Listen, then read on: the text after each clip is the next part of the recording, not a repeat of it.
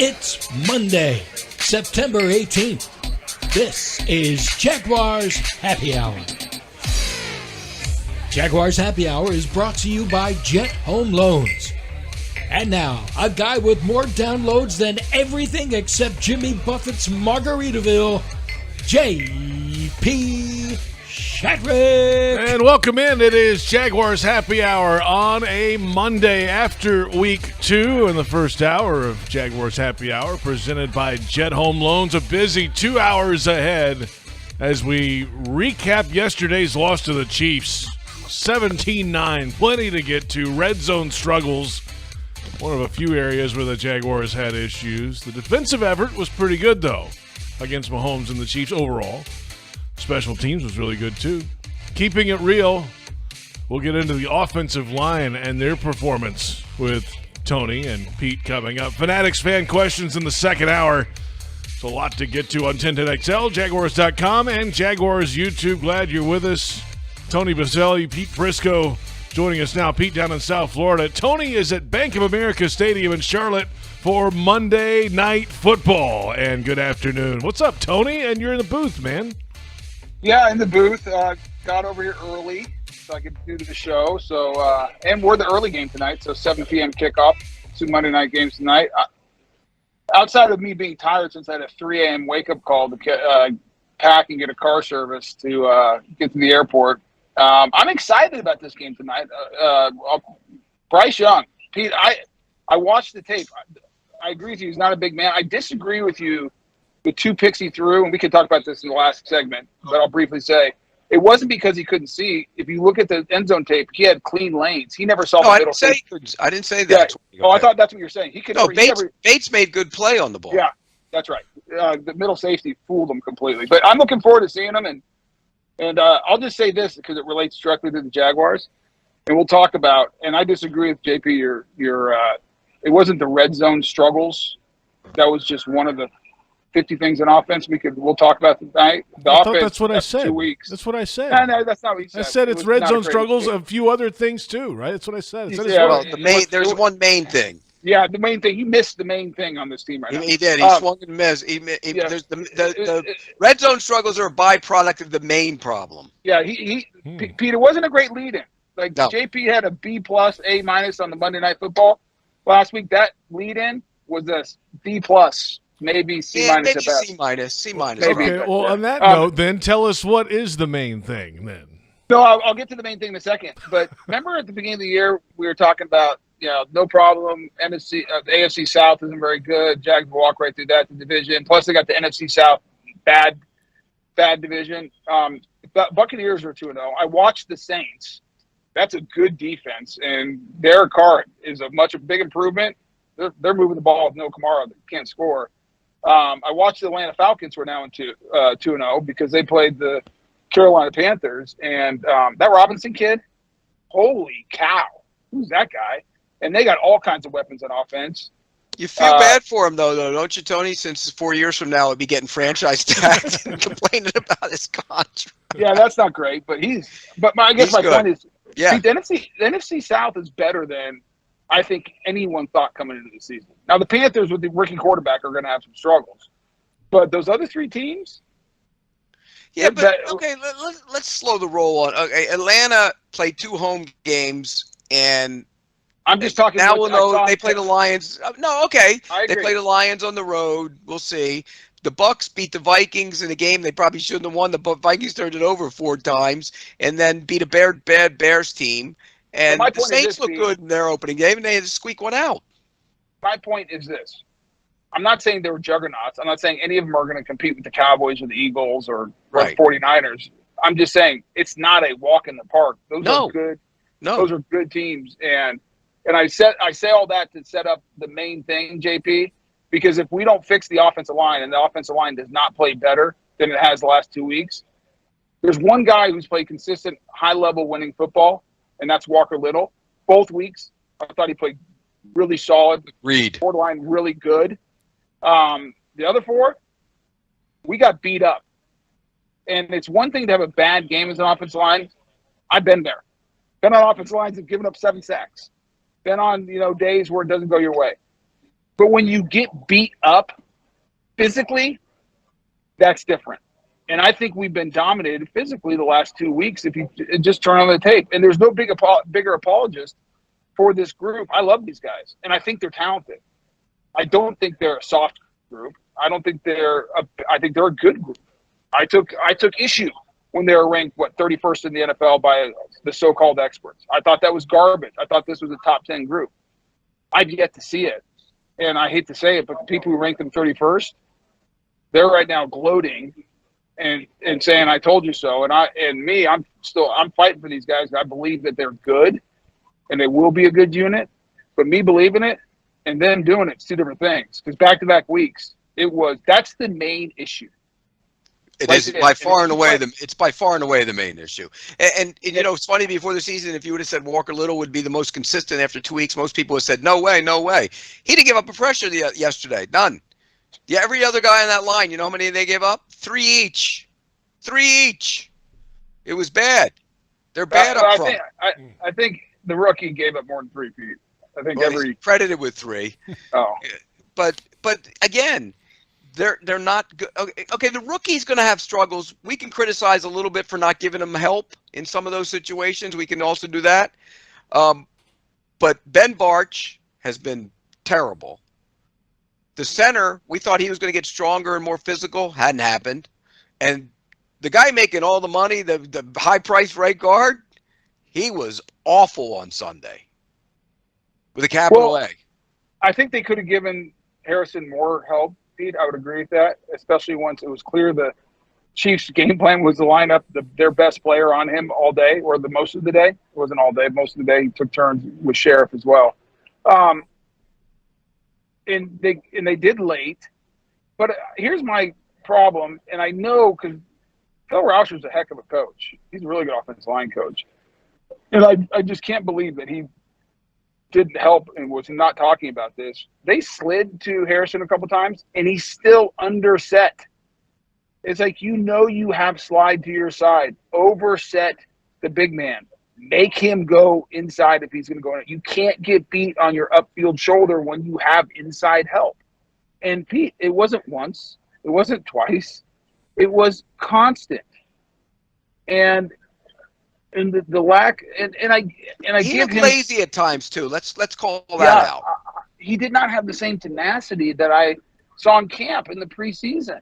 It's almost like Jones got him a couple times, and he put his head down and moped. Pete, I watched the tape this morning, and as I was sitting there, and I'm like, and you never know, only he knows this. I'm like, but watching it felt like it got in his head, and he just couldn't recover. And he just started doing silly stuff. His footwork was bad. He wasn't finishing. He wasn't competing. He wasn't fighting.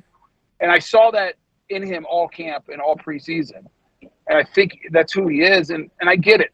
Listen, it's a hard position. And when it goes sideways on you, and you feel like, oh, my gosh, I'm never going to be able to block this guy. And you got to dig deep and just go back to your technique and trust your technique.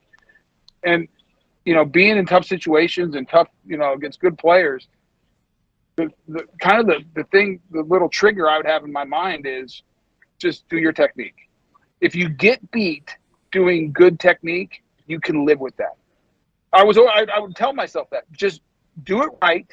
And if I still get beat doing it right, you know what? Tip my hat to the guy and move on. And I felt like it was like an avalanche. It was avalanching, snowballing on him, and it turned into a little snowball. Next thing you know, it was an avalanche going down the mountain, and he couldn't get out of the way of it. Well, and then the two of the plays where the throwback, he was lazy, and that's a big play if he's not lazy. You just got to finish it. And then on the other one, the screen, it would have been a touchdown. And he was lazy on that play. He's got to chop him at the bare minimum, get him on the ground. You don't even have to chop him. Just get in his way, get run over. Do anything but what you did. Lazy. You have a man for a man out there, ETN with the ball in his hand, and he might go to the house. He would have gone to the house. I'm telling you. You look at the way that thing was set up. I watched it. But so he's a problem. The right guard's a problem. The center's a problem, and left guard's a problem. So other than that, they have a good offensive line. So they got that going for them. Well, and by the way, I think it's bled over, A, into play calling, and B, into Trevor. Both. I definitely think it influences how Press is calling the game. I don't think he feels confident he can just drop back and take chances down the field and long routes and do different things. They were very horizontal. And this team, they like to run a lot of screens regardless. But I think Press is like, more so than ever, though. I'm getting out of my quarterback's hand. I don't think I can run it. So this is going to be my run game too. And there was a couple times. I mean, Trevor was off first drive. If he hits Ridley on the slant, he has a chance. I'm not saying he goes to the house, but he might split those two safeties. It's a big play. It moves the chains. You're in their territory. And is that the one that was in his hands, though? Yeah, it was out in front. He had to dive, and he probably should have. It wasn't a great throw, but he should have caught it. He should have caught it, but Trevor's better than that. Yes. And everything let me preface this. Everything I'm going to say about Trevor on the show today is I'm saying because I think he's one of the best quarterbacks in the league. Same. And when I view somebody like that, I'm much more critical because I think their ceiling, the bar, is much higher. I treated myself no different. You know that. I mean, if you want to be one of the elite guys, and I believe Trevor Lawrence is elite. I agree. He did not have an elite play like an elite guy yesterday. And because of that, there was times he missed things that could have been big plays in those situations. And it's hard when your offensive line's getting their rear ends kicked. It is hard. JP's trying to get you to take a break, by the way. I can see it in his eyes. He can just wait. He can just wait. And it's hard because everything gets sped up as a quarterback because you feel like the clock's going and you rush things, and that's tough. But Pete, you know this: the great ones find a way to take a little side step and buy that extra second and rip one. And they just do little things that make it a little bit cleaner than it actually is. And I felt like he wasn't sharp from the beginning, and then as the rush, he got hit every play. It felt like. I think he sped things up and he tried to. His mechanics wane. His mechanics wane too, because then you start sailing passes high, and that becomes a problem. But Tony, even remember the one play where they max protected? They max protected 2-man route, and the tight end got beat. I mean, both tight ends got beat. Right. It just was not a good protection day, and I think it bled over to the play call and it bled over to Trevor. Period. Let's hear from the quarterback, Trevor Lawrence, on the smoothness or lack thereof in the Jaguars' offense. It's something we got to fix, so it is an issue. Obviously, we're not. We scored a lot of points last week, but still didn't. I don't think we played to our standard and how good we can play. And this week, not even close. Every play, every series, there's something we all can do better. Really sloppy. So I wouldn't say I'm not concerned, but it's something we got to fix. It's definitely an issue. So we got to all look in the mirror and be accountable and be critical of ourselves. It's all of us. There's the guys talked about after the game. Just there's plays that we all missed on different series, different plays, whatever it is, and we got to make them. We got to make those plays, and that's what the good and great teams do, and we didn't do it today. But I'm not concerned, but we got to do it. Got to do it. Got to execute the plays that are called. Well, yeah, JP, and I've said this before, and Pete said it, and you've said it as well. And here comes the rock band in the background of the stadium. It's a little loud, so I'm probably going to go into another room after the break because we'll shut the doors. So I'm going to shut up now, and I'll say something after the break because this is really loud, and I can't even hear myself talking.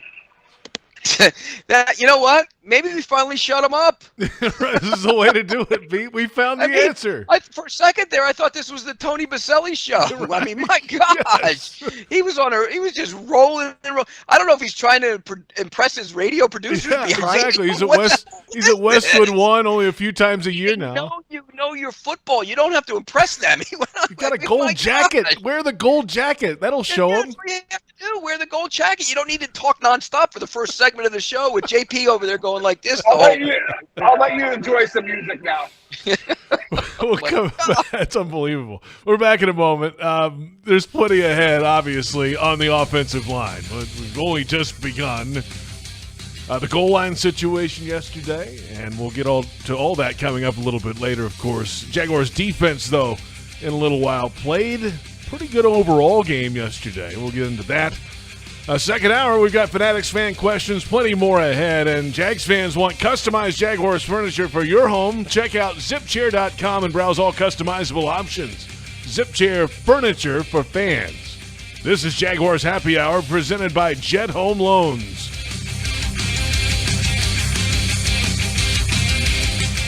Since 2014, there's been only one official home builder of the Jaguars, Dreamfinders Homes. With quality-built homes and a speedy move-in process, we're in 20-plus communities in the best locations across Northeast Florida. Dreamfinders Homes is everywhere you want to live. So get off the sidelines, Jags fans, and get into the game. Let Dreamfinders help you navigate your home purchase and offer great interest rates. Visit dreamfindershomes.com for all your move-in ready homes and step up your game. Daly's Dash is not only your Jaguars game day stop, but a great place to grab a meal any day of the week. To honor the Jags and the fans, we've crafted the Duval sub. The Duval comes with freshly sliced turkey ham, melted cheddar and habanero jack cheese, topped with crisp lettuce, fresh tomatoes, and a double portion of our secret sauce, all served on a fresh roll.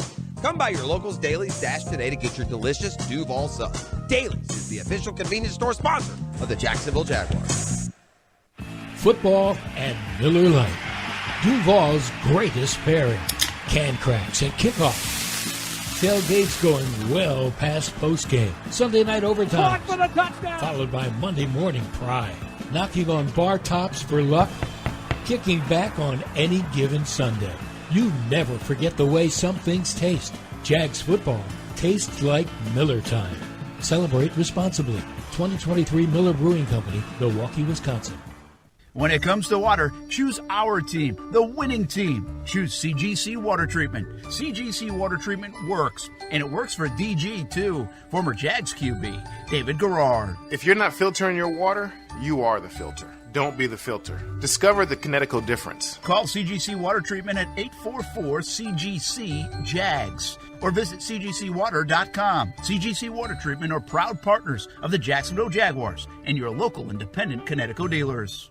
Frank Frangie here. When you want barbecue in Jacksonville, you want Bono's Pit Barbecue. You can find Bono's locations all around town and on game day at Everbank Stadium because Bono's is the official barbecue of the Jacksonville Jaguars. Over 70 years of authentic Southern Pit Barbecue. We are the local barbecue joint in BBQval for generations of people in Jacksonville. Go to bonosbarbecue.com to learn more or call 904-880-8310 today. And remember, if you don't see a pit, it ain't legit.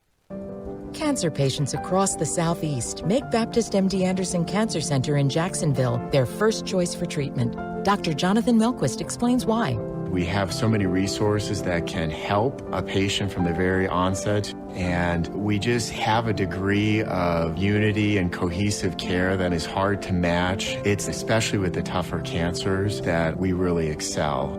Appointments available now. Call 844-632-2278.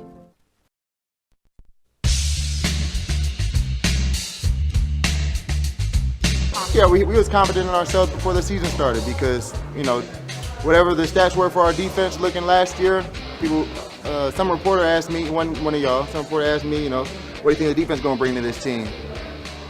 We're going to bring something, we got something to prove every week. And we was there with the turnovers. We got to outlast that team. We got to outlast other teams, be cleaner in the game, handle hurry up in the game. There's plays left out there that we could clean up. Confidence for sure. We just out there proving what we know we can do.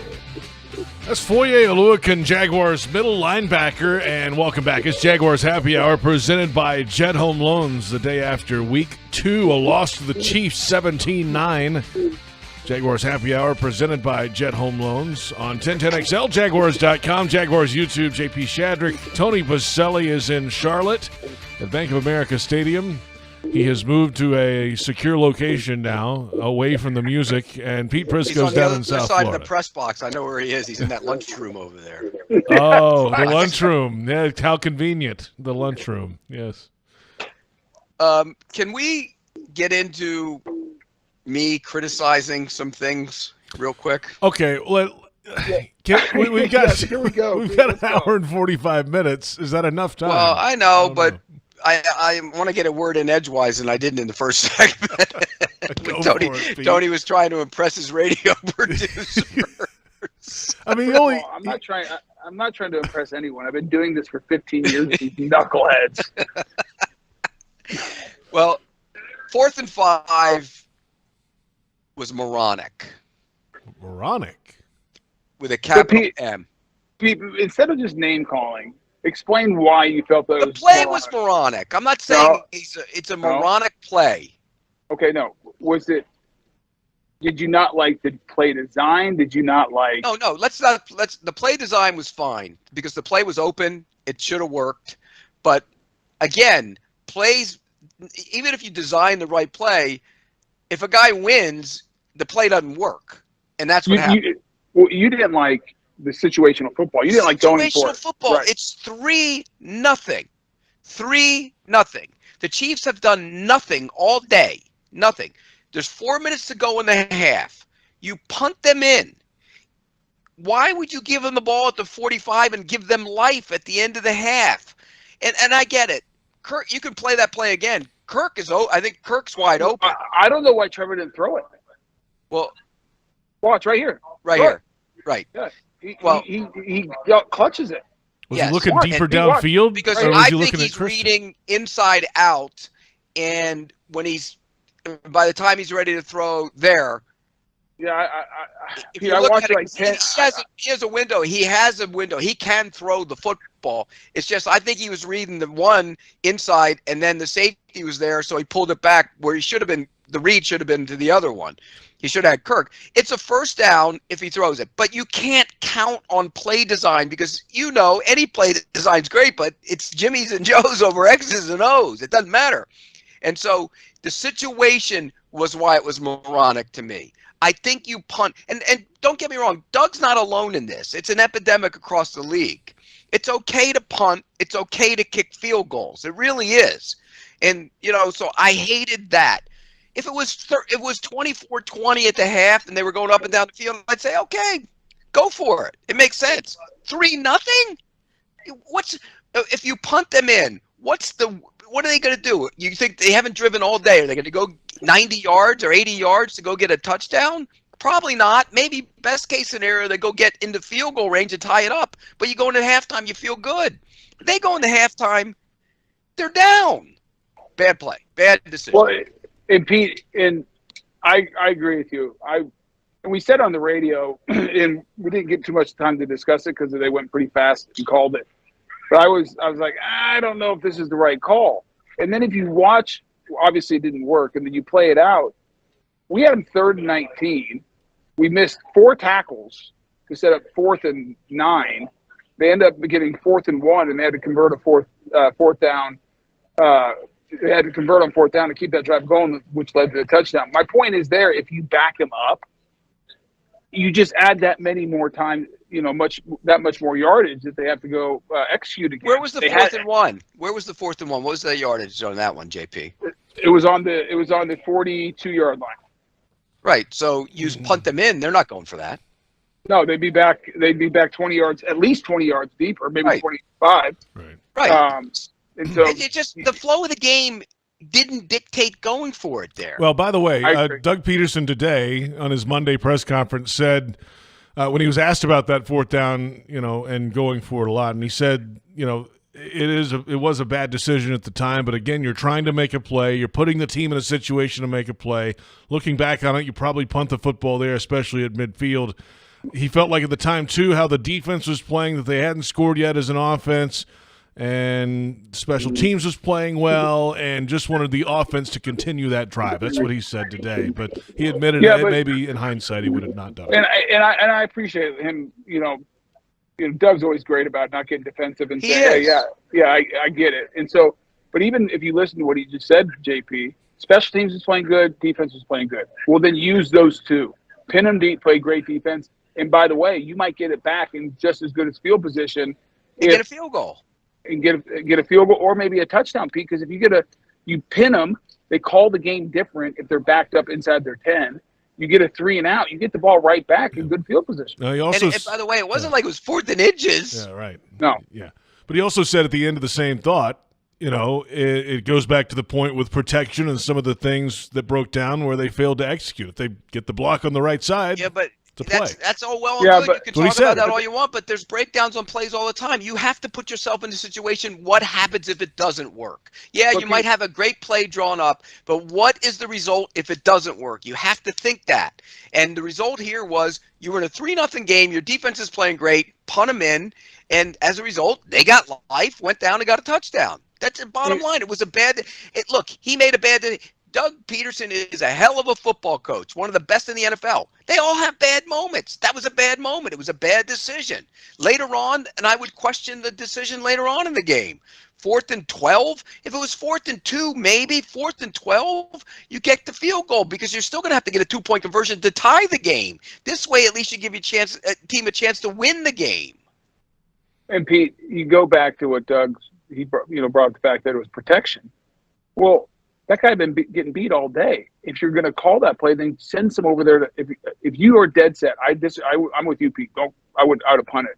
But if you're going to call it, your rookie can't block that guy. He struggled all day. Go double to give yourself time to go execute the route. I mean, so I'm with you. And listen, heat of the moment, emotions go. And I agree with you. Doug's one of the best coaches in the NFL. It was not the right call, in my opinion, either. And I think, who knows what happens if you pin him deep. He might get, could be a completely different Could be a turnover and get to 7 points. You never know. It just that game flow did not warrant that decision. That's all it was. And by the way, look, coaches are no different than players. Great players have bad days, and great coaches have bad days. Doug Peterson's a great coach. He just had a bad day. I thought the play calling was awful in some situations, but like we said earlier, it was mandated by the poor offensive line play. It's hard to call plays when your line can't block well enough.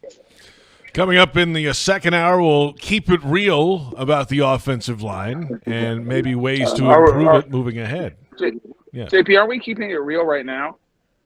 And didn't we just obliterate him to open the show? Yeah, I think you did, actually. Yeah, it's real. It's really real. We got him like JV high school players on that line. Tony was so bad on top of him. Gosh. That's not true. I was very kind. But just talking a little bit about the offensive line real quick, JP. Yes. What do you do now when Cam Robinson does come back? Well, that's going to be part. Let's save some of this. Okay, we'll save it. That's a good radio tease, JP. Where'd you learn that? Alabama. That's where I learned that. Yeah. Hey, let's come back in a moment. We've got plenty to get to. Obviously, more about this Jaguars offensive performance. And we heard from Foye Oluokun a moment ago. We'll get to the defense, what they did pretty well against Mahomes and the Chiefs yesterday, and sign up your furry friend for the Jaguars official 4-legged fan club for pets. It's presented by Forever Vets Animal Hospital. Your pet will receive access to exclusive merchandise, events, and sweepstakes throughout the season. Visit jaguars.com/promotions/4-legged fan club to sign up today. It's Jaguars Happy Hour presented by Jet Home Loans.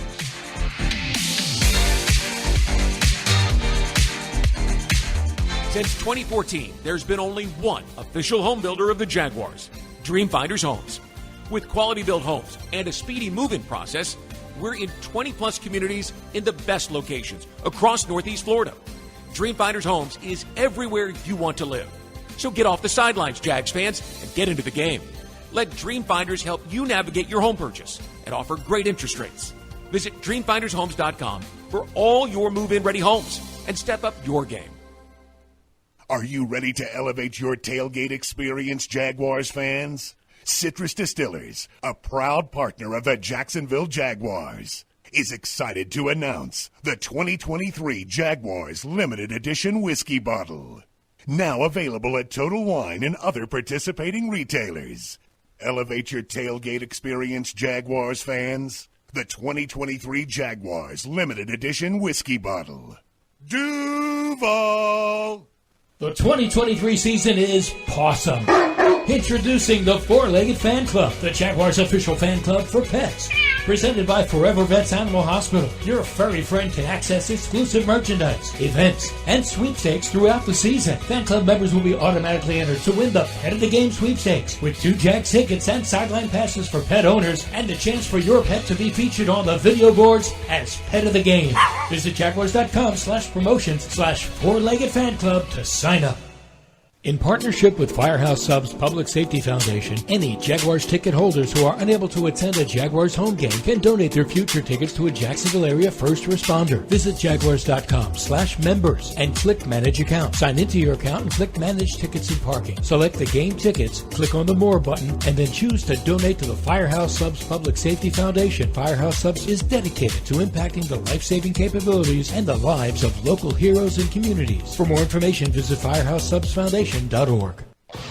Jaguars fans are gearing up and saving big at Fanatics.com, the world's largest collection of officially licensed fan gear from all the leagues, teams, and Jaguars players you love. Shop the most trusted brands, exclusive designs by Fanatics, and autographed collectibles from today's biggest stars. Join Fanatics Rewards today and earn fan cash on every purchase. Shop now and get today's special offer. Fanatics.com, officially licensed everything. Hey Jags fans, stop dreaming of creating your game day fan cave and build the Jaguars den of your dreams with ZipChair. When it comes to maximum comfort, ZipChair.com is the only place for officially licensed Jaguars recliners, sofas, bar stools, office and gaming chairs, all featuring high-quality embroidered Jags logos. Crack open a few cold ones in the comfort of a ZipChair and make your home the place to be on game day. Head over to ZipChair.com and save 20% today. Use code JagsRadio at checkout. ZipChair.com, furniture for fans.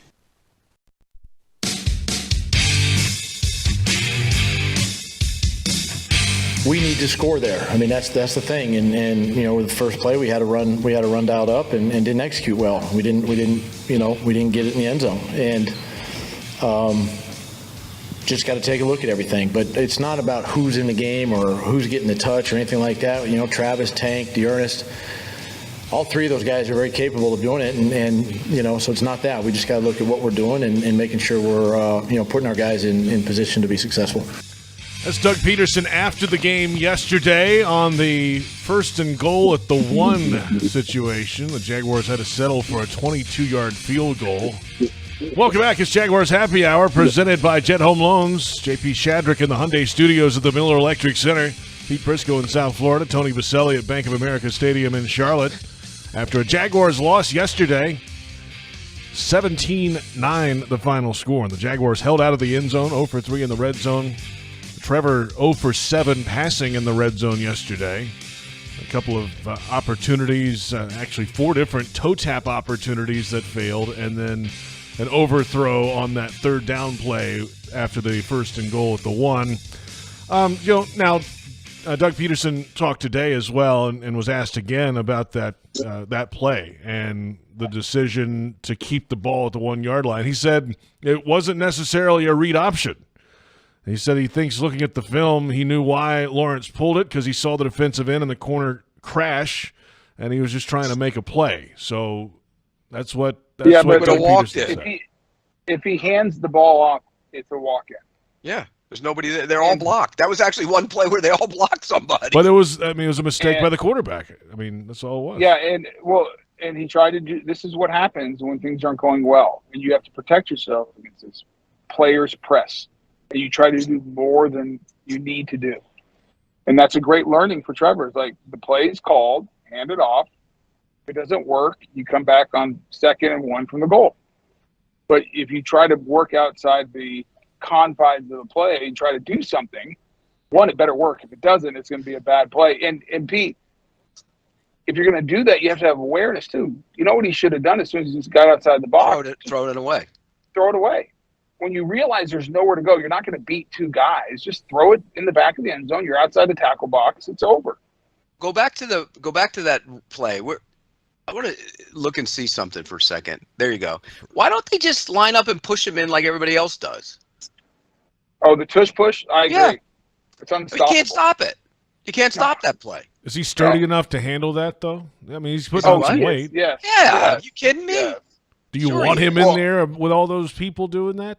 Push him. Yes, you want the touchdown. Tie the game. Don't do it all the time, but in that situation, why not?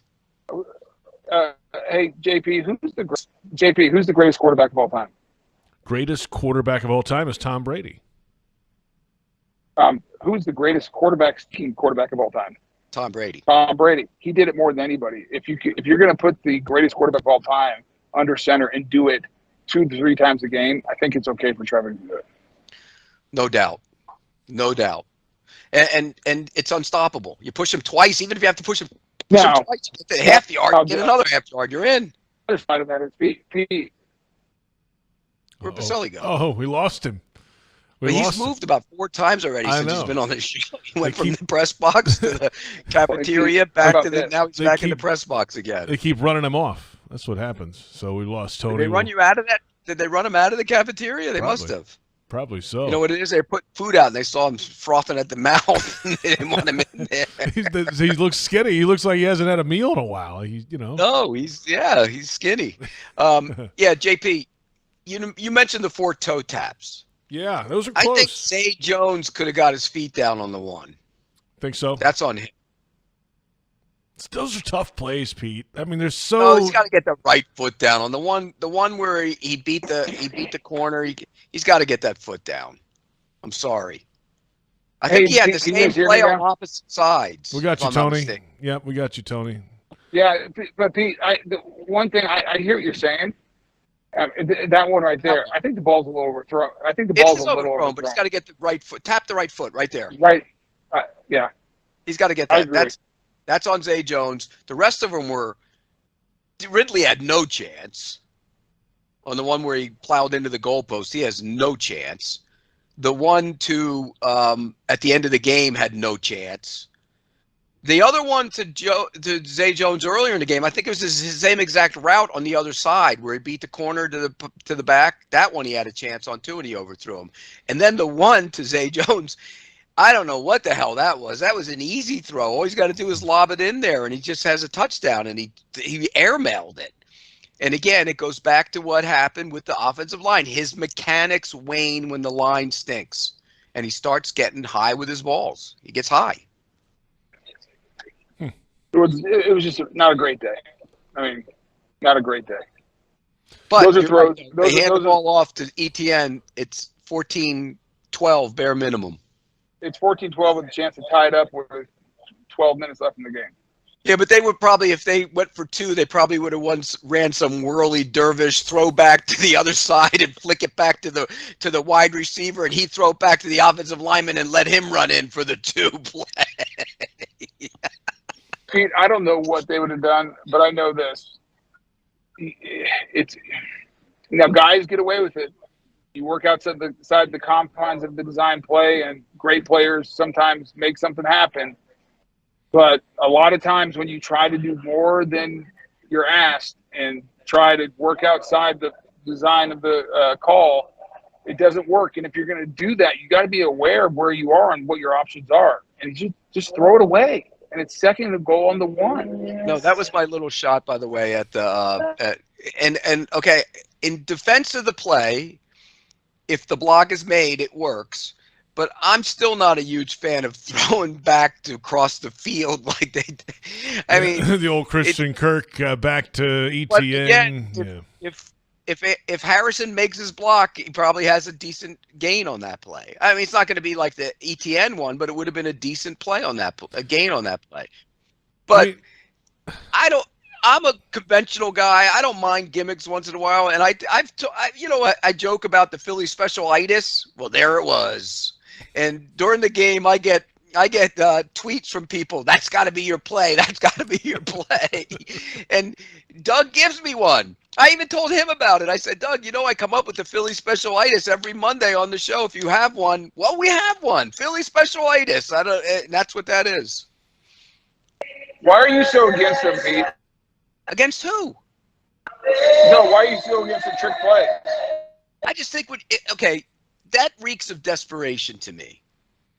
It just does. I get it. Sometimes it works. Sometimes it's great. But it just, when you have a quarterback like him, you don't necessarily need to do that in that situation. That's all. And granted, he wasn't playing great yesterday. Yeah. But that was almost a little telltale sign that they were worried about more than just him, the offense as a whole. Those jump starts. Yeah, you felt like they were trying to manufacture something. Mm-hmm. Correct. Get a cheap one. I'm not kind of like the play in like you, though. I'm not against the Chargers play where they turned it over on that gimmicky play. And now in hindsight, you go back and look at that game, they didn't need to because that kid was phenomenal that night. And granted, he started slowly, but he was getting it going, and you could see that. And in start of that drive, he got it going, and then they did that, and it kind of curtailed it. Then in the second half, he was phenomenal. I just think in certain situations, you have to allow your quarterback to get out from underneath whatever he's going through. And that's not the way to do it, in my mind. But what he's going through is an offensive line that's in his lap. But Tony made a good point before about subtle slides, little moves. Look, the offensive line play in this league is bad right now across the board. But to see, and he's done it before with some bad offensive line play where he moves and throws. There was a play in Buffalo yesterday, because the Bills line isn't great either, where Josh Allen moved to his left and fired a shot back into the middle of the field after just moving a little bit to his left. That's what Tony was talking about with Trevor, because Trevor's done it before. He's been good at it before, in fact. And yesterday it was just a little bit off that he wasn't doing that. And he got out. There were one of those plays, the run where he threw. Remember where he got out the pocket and he was on the left side and he threw down the left sideline? All he's got to do is run. He can run for a first down. Tony's got his hand in his head. Can't believe it. Pete, I thought it live. I watched the tape again. I thought about that. I'm with you. He was not like his normal self. No, he just wasn't. He was not. Tony, one other thing I wanted to ask you: the screen pump to the left, the screen pump to the right, and then he ran up the middle. Was that a design play, or was that they just covered the second part of the screen? It almost looked designed how it opened up. Haven't they run that before? They ran that before, I think. Fake left, fake right, and then throw one down the seam. No, that's different. We've seen that play. Yeah, different. Yeah, we had fake left, fake right, run the quarterback up the middle. Yeah. But Pete, I want to go back to what I said earlier. You said it, the subtle movement, buying time. If you go back to that 4th and 5 play that we watched where Kirk's open, that's the perfect example. He pump fakes it, and maybe he just didn't see it. I mean, only he knows. But that was one where he felt like if he could just drift to the left and buy himself that half extra second, that he would have found Kirk and delivered a strike. And we see him do that all the time.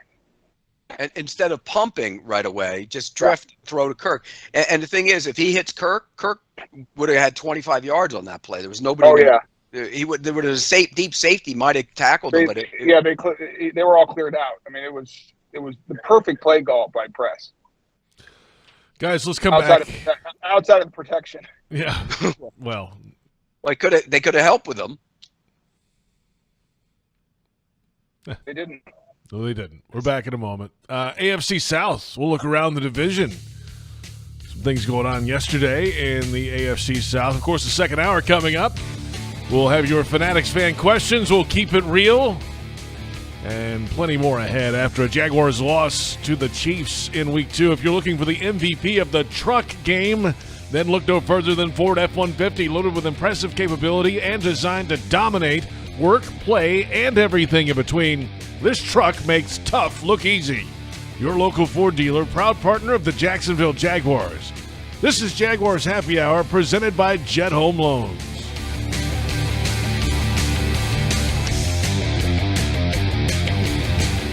Since 2014, there's been only one official home builder of the Jaguars, Dream Finders Homes. With quality-built homes and a speedy move-in process, we're in 20-plus communities in the best locations across Northeast Florida. Dream Finders Homes is everywhere you want to live. So get off the sidelines, Jags fans, and get into the game. Let Dream Finders help you navigate your home purchase and offer great interest rates. Visit DreamFindersHomes.com for all your move-in ready homes and step up your game.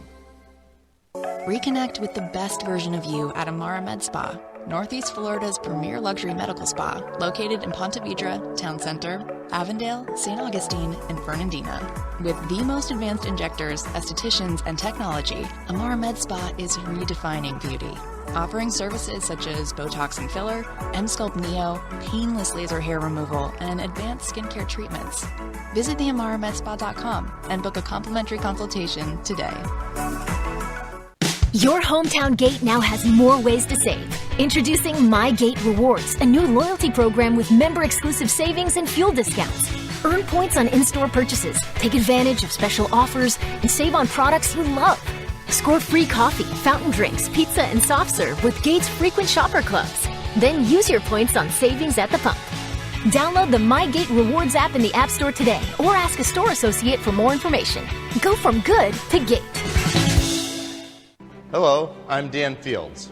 If you're in the market for a full-size 8-passenger SUV, look no further than the Defender 130. And with the Defender 90, the 110, and this 130, there's luxury in the right size for everyone. Right, Sammy? Plus, when you buy or lease from Land Rover Jacksonville, you'll become a member of the Fields Amenities Program with complimentary loaners, car washes, our cafe, and much more, all at no charge. It's time for sunshine and summer showers, so it's more important than ever to make sure you call Crystal Clean for all your waterproofing needs. Waterproofing can extend the life of your building by keeping water outside where it belongs. And that Florida sun can beat up your business's paint job. Crystal Clean's painting services can bring your building back to life. From waterproofing to painting, schedule Crystal Clean today. Call 904-220-3337 or go to crystalclean.com. You don't have to worry when it's Crystal Clean. Tackle your marketing needs with Kessler Creative. Providing direct mail services for more than a decade, Kessler has a wide range of services from small mailers to large banners and signs. Draft Kessler as your first pick to receive the best targeted mail list. Elevate your business and be on the winning team with Kessler Creative. Kessler Creative, results-driven marketing and proud partner of your Jacksonville Jaguars.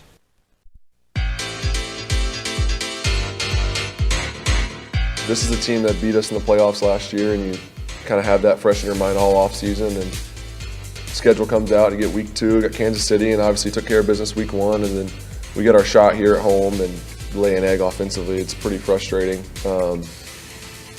Pretty frustrating, especially like I said, when you feel like you let your defense down when they played so well, got so many turnovers, were flying around. I mean, it was fun to watch those guys, but yeah, it's definitely really, really frustrating when you leave that much out there, especially being in the red zone, like I said, 4 times and no points. And you just think back to all those plays. If you score on one of those possessions, game's completely different. If we score on that one, we get on the 1 yard line, we score on that possession, get the 2-point conversion, it's a tie game.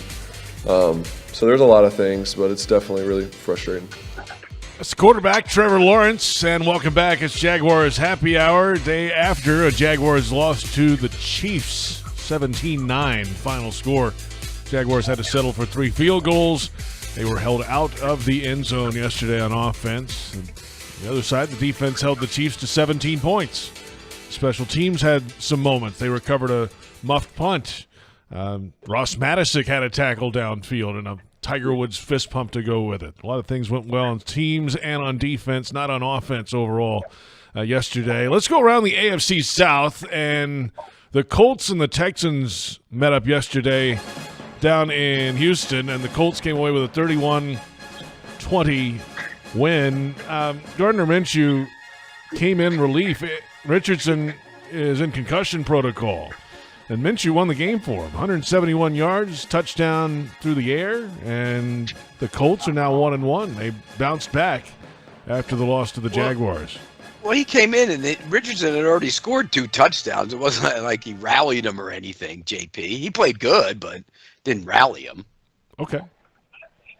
Yeah, I think Gardner Minshew is like the perfect backup because he can come in and he can come in and win a game for you or carry you, keep the lead, and get you a victory. And you probably don't feel terrible about him coming in if he has to start next week because Richardson's in the concussion protocol. I mean, he's a guy you feel like you win football games with. Would you rather have Gardner Minshew or Zach Wilson? Gardner Minshew. Yeah. So the Colts are 1-1. Houston, of course, coming here next week with an 0-2 record. C.J. Stroud. How'd Stroud look, Pete? He made some good throws, and Tank Dell's a good little receiver, too, to go with Nico Collins. I mean, he threw for 370 yards. I mean, it wasn't like he was it wasn't great. They got off to a slow start, and they kind of, throwing the ball around at the end, kind of, the way Jaguars used to do when they were bad and get those yards built up at the end. But he's getting better. And home start, usually you much better than you were on the road your first start. So and this history says that team will play them tough. I don't know if they will, but doesn't the history usually say that? That team always plays Jacksonville tough. Always. Pete, what does their defense look like? And specifically their defensive front, because that's what worries me. Well, Will Anderson had a sack in the first game. He didn't get anything on Sunday, and the rest of that front is just average at best. All right. Okay. If they don't, Tony, if the line isn't working this week, got a problem. Is Will Anderson playing over Walker Little by any chance? He goes, yeah, he does. Does he play both sides or just right? He'll go over both sides. Something to get into later in the week. The Titans in overtime beat the Chargers 27-24. A Nick Folk field goal with 5:02 to play in overtime got the job done. Chargers tied the game with no time left in regulation to send it to overtime. Tannehill had a touchdown pass. Derrick Henry, modest 80 yards, touchdown. Tannehill ran for one as well. But the Titans now 1-1. Pete, what'd you think of them? That's a typical Titans victory. They shouldn't have won the game, and they found a way. I mean, think about that. The Chargers didn't turn the ball over. They held Derrick Henry under 100 yards. If I'm not mistaken, they had 5 sacks, and they lost the game. Right. I mean, it's mystifying to me. They blew a lead. Is he in trouble? Yes, in LA? And here's how you know he's in trouble. Somebody asked him after the game, did the loss in Jacksonville, has it carried over some into this season? And he snapped. Now you know he's in trouble. And they play the Vikings in Survivor Bowl this week at Minnesota. So Tennessee back over there. That's tough. That's tough sledding, back-to-back road games for your survival. Wow. Yeah, that's and the Titans. I watching the tape of the Titans for Week 1, Pete. That defense is pretty dang good. That offense is not very good. That offensive line is not very good. Tannehill's not very good. They haven't figured out how to use DeAndre Hopkins. And, he had a big catch on Sunday. Did he? Okay. Yeah. But that's a good defense. That Titans defense is good. Yeah, they played without Hooker and Fulton on Sunday, so they weren't as good on the back end. That's why the Chargers hit some plays against them. So let's do our first AFC South power rankings of the season. Jaguars Happy Hour. It's a Monday exclusive. Can't get it anywhere else.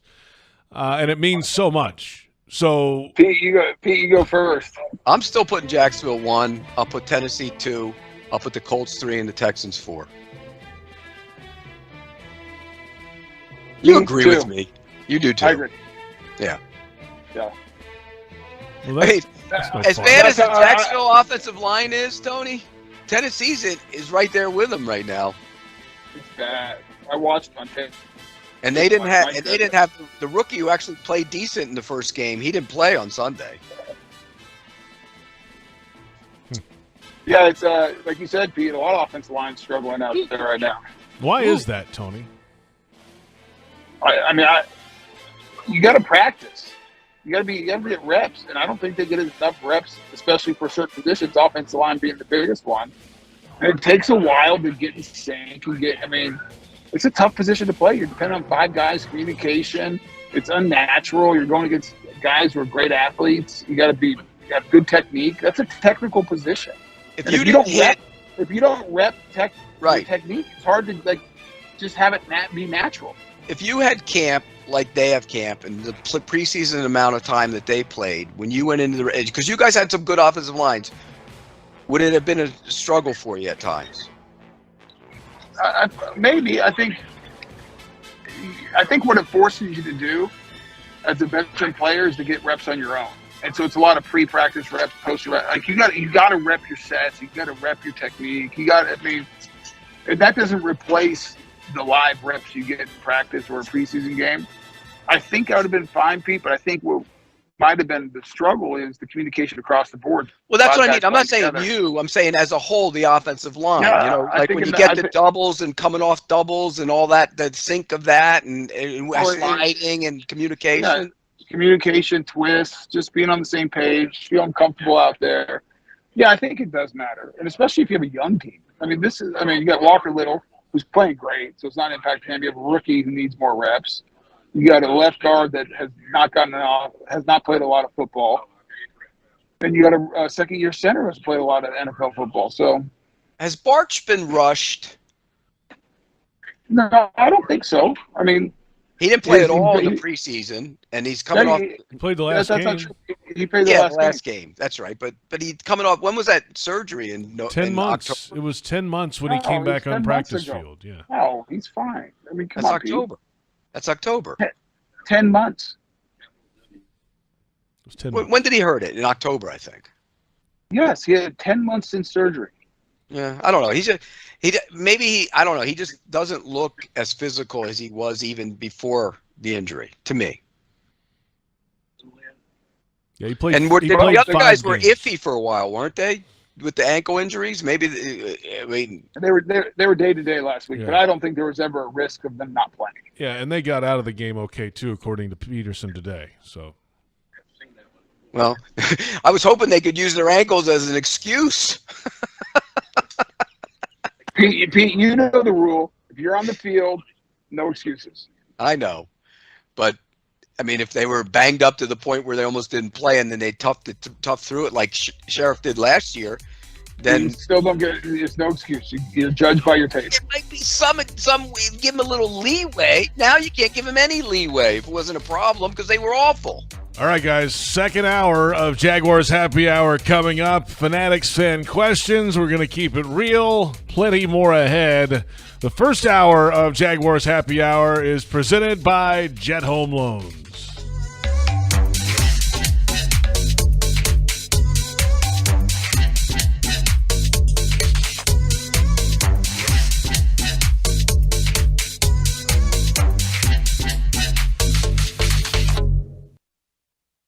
Since 2014, there's been only one official home builder of the Jaguars, Dream Finders Homes.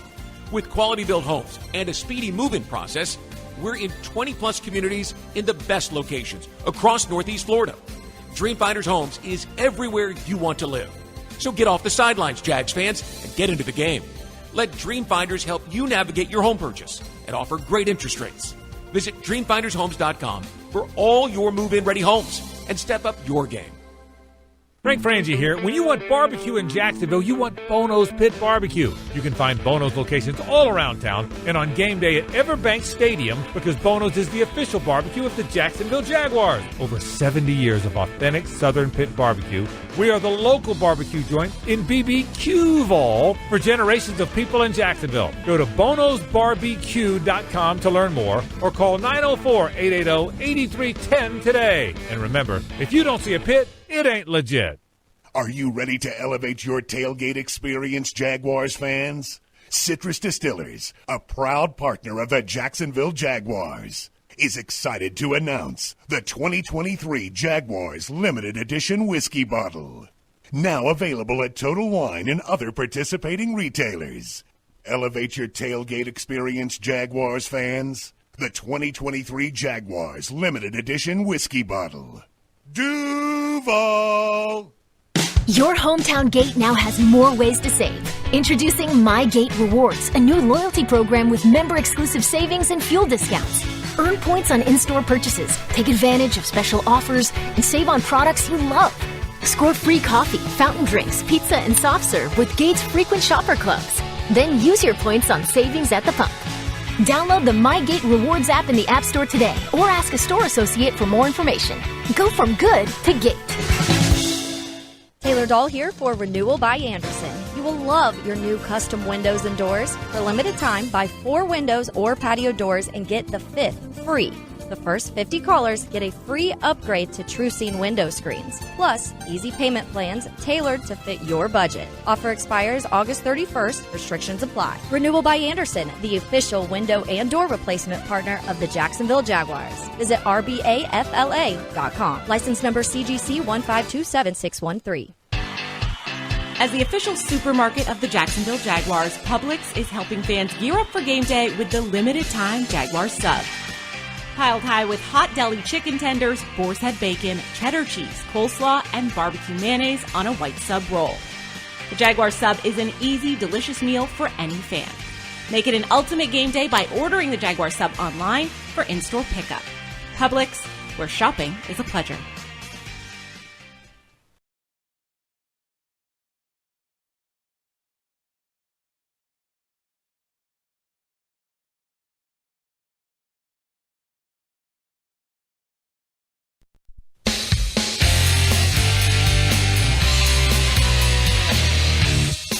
It's week two.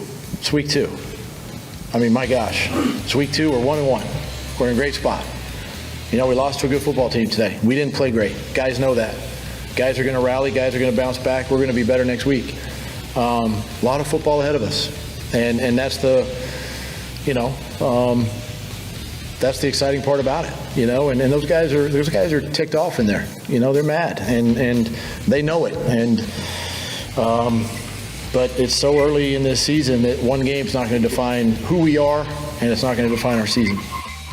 Doug Peterson after the game yesterday, and welcome back. It's hour number 2 of Jaguars Happy Hour. The second hour presented by Mr. Chubby's Wings. J.P. Shadrick from the Hyundai Studios.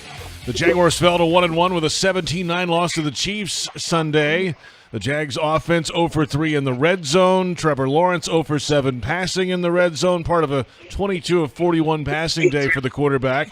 Jags defense held the Chiefs to only 17 points. It's an overall winning defensive performance. The special teams had some good moments, but some missed opportunities, a lack of execution in some key moments. The difference in the game, the offensive line, which we will get to coming up and keeping it real, had some issues again for the second straight week. It's now home this week against the rebuilding Houston Texans, a rookie head coach, quarterback, and defensive end, and the Texans have won their last 5 trips to Jacksonville. Tony Boselli and Pete Prisco every Monday, of course, here on Jaguars Happy Hour. Pete down in South Florida. Tony Boselli this week is at Bank of America Stadium in Charlotte for Monday Night Football on Westwood 1, and we're looking forward to that. Hi, Tony. Hey, JP.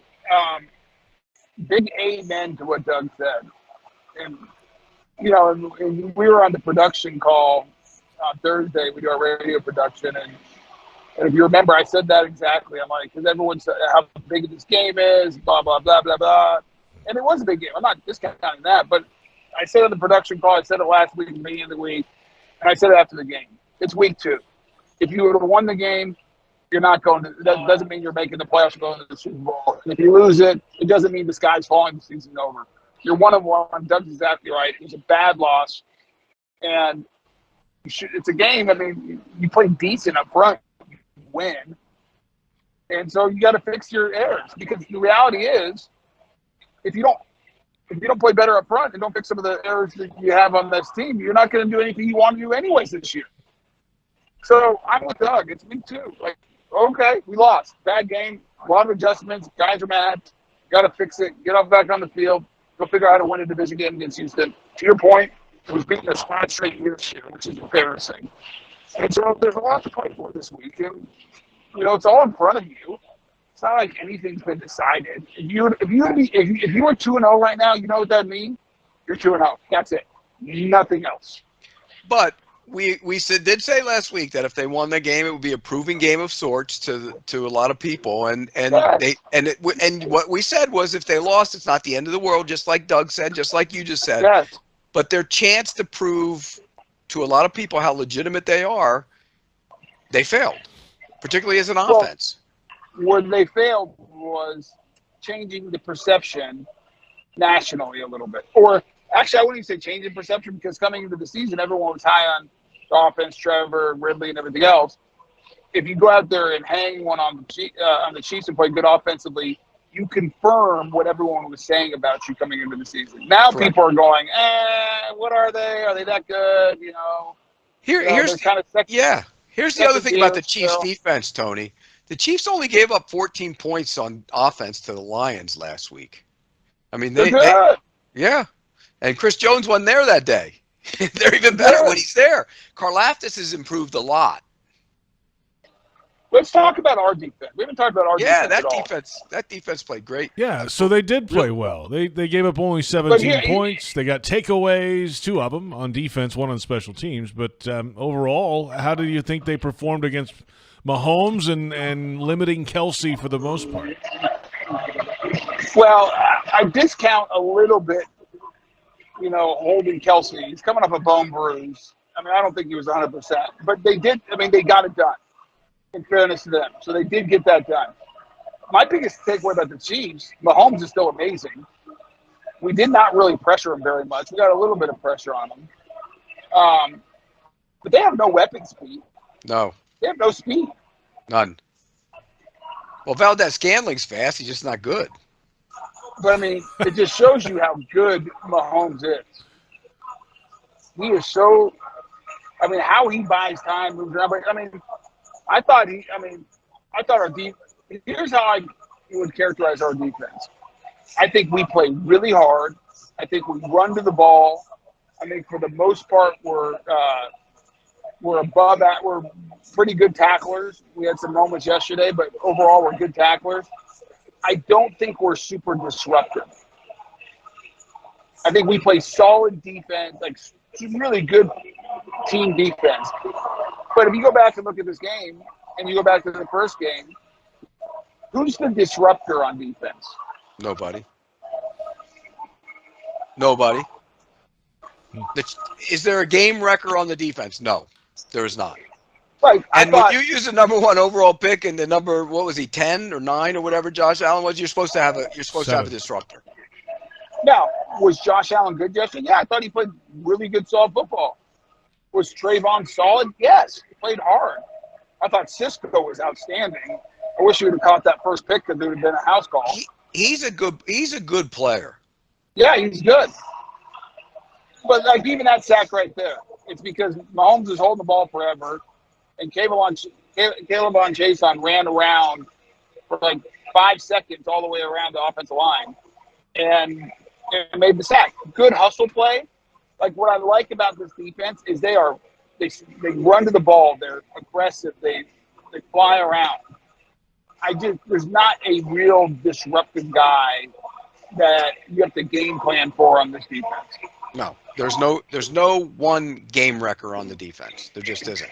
And that's okay. That's disappointing. Well, it's disappointing when you use a number 1 overall pick and the number, what was it? Was he 10th? Is that what Allen was? 10th that year? 7. What was he? Yeah, 7 and 1 should have one of those guys should be a disruptor. Yeah. But if you can play solid defense without him, I mean, okay, right? I mean, it is what it is. JP, that's what I'm saying. Right. I thought they had a really good defensive effort. I think they played well. They played winning football. They turned them over. They were solid. They stopped the run. They took advantage of situations. They kept, for the most part, everything in front of them. Came up and tackled for them almost every play. I mean, it was a really good effort. My point is, I'm not being critical at all. I'm just saying it's most really good defenses have somebody that is going to disrupt everything in the front seven. And the coach put him in a bad spot in one of those when he gave up the touchdown. Other than what they give up, one real touchdown drive. Yeah, that's a good against that guy. I don't care who he has throwing to. That's a good day. I agree. Yeah. So JP, my comments were not negative. No, I not just at said all. it was interesting watching the tape.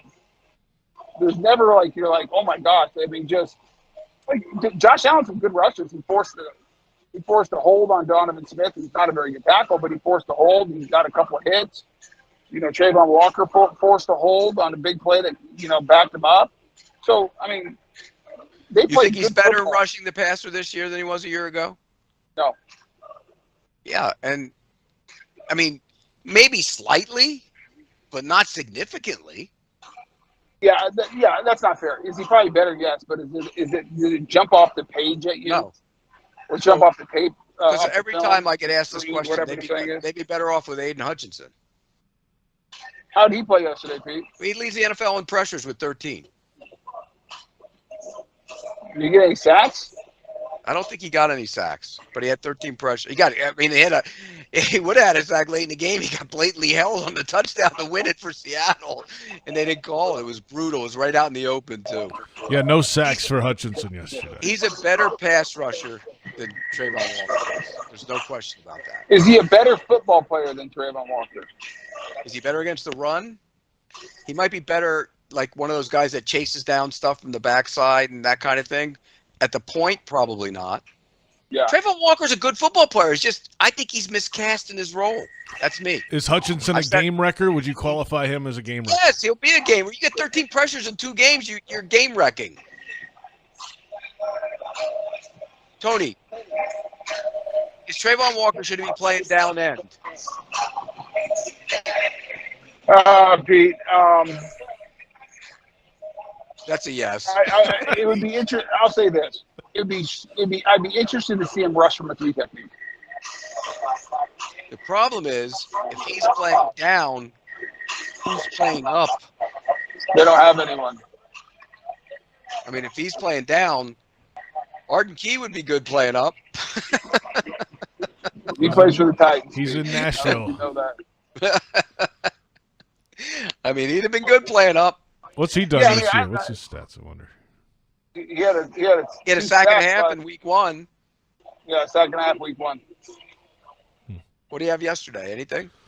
Arden Key, 4 tackles, sack and a half, and this for the season. 1 tackle for loss, 3 quarterback hits. Yesterday, nothing. He had 1 quarterback hit yesterday. He was probably working against Rashawn Slater yesterday, and that's tough sledding. But again, though, I still think Walker is miscast, and I think Tony, what are you listening to over there? It's the stadium music. I'm just here along for the ride, guys. Tony, we said that all off season too, so it's not like something new we're saying. No, I'm not. And I said all along, I think Josh Allen and Trayvon Walker, Doug said it today, they're good football players. Like, they were physical. They played good yesterday. It's just, go watch the tape. How many times did we impact Patrick Mahomes? Yeah, nobody's exploding out of their stance, blowing by a guy, and knocking the ball free. That's not what it is. It's good, sound, fundamental football, and sometimes because of your effort and your power, you might get some pressure. That's what it is. Yeah, I'm not being critical at all. I watched the game. We gave up 17 points to the best quarterback in the NFL. And now they don't have a lot of weapons outside, and Kelsey's going back off an injury. But they played really good football. Gave up 1 real drive. And after watching the tape, I sat there and there wasn't one time you're like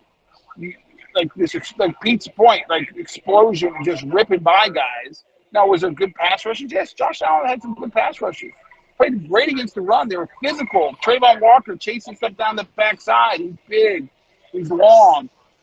He's tough to go against. But he's not a dynamic pass rusher. No, here's the problem. Is they have a lot of assets allocated when you think about it. 1 overall, 7 overall. What was Lloyd? They went back into the first round to get Lloyd. 27th, I think. 26th? 19. Yeah. Was he 19 or 20? Yeah. Jason was 10, even though you can say it all or whatever he was. He was 10. He was like he was like 18, 19. Yeah. That's 4 major assets allocated to those guys. Muma was a second round pick. Third. Campbell was a second. Yes. Money wise, Darius Williams, a lot of money. For the record, Devin Lloyd, 27th overall pick. Chazon, 20th overall. 27. Thank you. Wadakasi, a lot of money. Hamilton, now a lot of money. They have a lot of money and assets allocated to that side of the ball. They should be. Roy Robertson Harris, a lot of money. Well, Pete, we were talking about it, the offensive line, on the text thread. If you look at the investment on that offensive line, you have a first-rounder at the right tackle. You have I think Brandon's making $20 million, high-priced free agent, former first-rounder at right guard, third-rounder at center, I think a fourth-rounder at left guard, a second-rounder at left tackle, and a $20 million left tackle suspended. It's a lot of money in your offensive line. They're not getting bang for the buck. They're not getting bang for the buck from that group, that's for sure. Speaking of the offensive line, we will keep it real when we come back. We kept it real in the first hour, that's for sure. Well, I want to say one more thing about what we just said. Yeah. Because I want to make sure, at least I'm not being we're being critical of the offensive line. They need to play better. But back to the defense. That's a good defense. They played really well in the first 2 games. I agree. And so my point of saying there's not that one disruptive guy just speaks to how well they play together, how sound they are in their gaps, how they run to the football, how their ball hawks are punching at it. Like, they're well coached, they execute well, and they're good football players. And you can win games and play effective defense like that.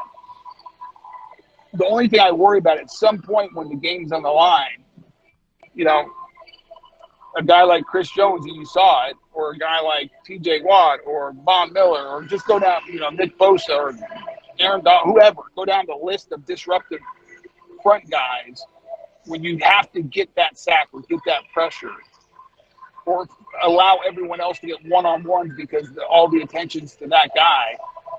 I mean, those are the moments those guys end up.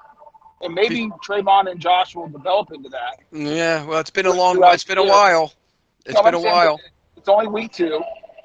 It was just interesting for me watching the tape this week and even last week against the Colts. Really good defensive efforts, but there wasn't a moment where like it jumped off and you saw that explosive disruption. JP, you got to go to break. JP's got to go to break, but I want to get one quick thing in. We've criticized him a couple different times over the course of the last year, but Trey Herndon looks like he's a better player this year. And one thing he looks leaner to me. Like, he looks like he's running a little bit better than he did a year ago. I don't know. He made a couple plays on Sunday. I thought he was okay. For a guy that was a concern going into the season, he's played above the concern. 7 tackles. I think Mike Caldwell's doing a good job playing more zone. He got beat, you know, the long pass, the corner route. But he was right there. I mean, he had the hand in there. It wasn't like bad coverage. It was a perfect throw, and he just mistimed the swipe of the hand. So I'm with you, Pete. I thought Trey Herndon was very good yesterday. Yeah, Herndon 7 tackles, 1 pass defense, and 1 forced fumble in the game. We'll come back in a moment and keep it real. After a Jaguars loss to the Chiefs, 17-9 the final score in Week 2. The Jags are now 1-1. PRI Productions, the official event production company of the Jaguars, has everything you need to bring your next idea to life. Visit PRIProductions.com. This is Jaguars Happy Hour presented by Mr. Chubby's Wings. Mr. Chubby's Wings is a whole lot more than just wings. Craving the ultimate game day experience? Look no further. Swing by Mr. Chubby's and indulge in the biggest and best wings in town, all while soaking up the lively atmosphere with fellow sports fans. With plenty of game day specials and locations on the West Side, Fleming Island, Ponte Vedra Beach, and new this season, Everbank Stadium, they're here for all your game day needs. Mr. Chubby's Wings is a proud partner of the Jacksonville Jaguars. Mr. Chubby's Wings, before the game, after the game, and during the game. As the official supermarket of the Jacksonville Jaguars, Publix is helping fans gear up for game day with the limited-time Jaguar sub. Piled high with hot deli chicken tenders, boar's head bacon, cheddar cheese, coleslaw, and barbecue mayonnaise on a white sub roll. The Jaguar sub is an easy, delicious meal for any fan. Make it an ultimate game day by ordering the Jaguar sub online for in-store pickup. Publix, where shopping is a pleasure. Have you noticed? It's raining a lot in our area lately. That means you can give your sprinklers a break and save some money in the process. Lawns only need water up to twice a week, and that can come from rain. So before you run your sprinklers, remember to watch the weather and wait to water. For more information, visit waterlessflorida.com. It's football season and time to take your game to the next level with a Ford F-150 truck. Light up your tailgate with an available Pro Power onboard generator. And with an available 3.5-liter EcoBoost engine, you can tow just about anything you need to rule the stadium lot. Ford F-150, part of the F-Series lineup that have been the best-selling pickups for 46 straight years. Get to your local Ford store today. Proud partner of the Jacksonville Jaguars. Want to be up close and personal with the Jaguars as they take the field? Here's your chance to be in the shadows, outside the Jaguars locker room, now called The Vault. Enter today at jaguars.com/shadows. One winner a guest for every home game at Everbank Stadium. No purchase to enter or win. Must be 18 or older and a legal resident of Florida or Georgia. Promotion period 9/5/23 through 12/15/23. For official rules and complete details, visit Jaguars.com. Sponsored by Jacksonville Jaguars, LLC.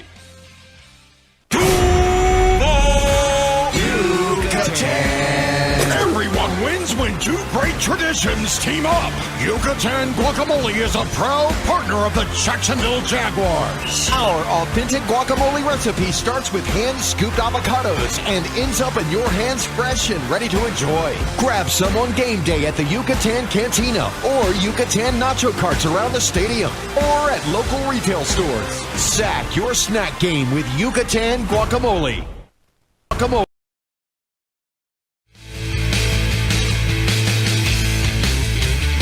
Yeah, it's just, we're better than that, and we're a better team, we're a better offense than that, and I think that's what's disappointing is when you know what you're capable of, and the guys that we have, whether it's up front, myself, the running backs, receivers, like we got, so many weapons, like we got to be able to put points on the board and score, and it's kind of embarrassing. It's a similar feeling, honestly, to when we played Houston here last year, and offensively just didn't get anything going, had some just bad plays, bad execution, let them hang around all game, and then and same thing, our defense played great that game too, and we just got to help them, and we got to play better.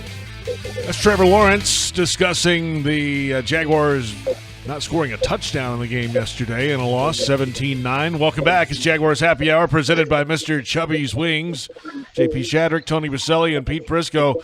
And it's time now for Keeping It Real, presented by Woodbridge by Robert Mondavi. Open up a winner today. Real Ingredients, award-winning wine by Robert Mondavi. Offensive line, the big discussion today. Let's hear from Doug Peterson. He spoke today to the media on Monday, as he always does, and talking about the offensive line play in the game against the Chiefs. We focused a lot on identification and communication. That was one of our talking points with the team because of what Kansas City's defense, presents. They're a pressure team, and felt like coming out of the game that the identification, the communication was great, but the execution failed.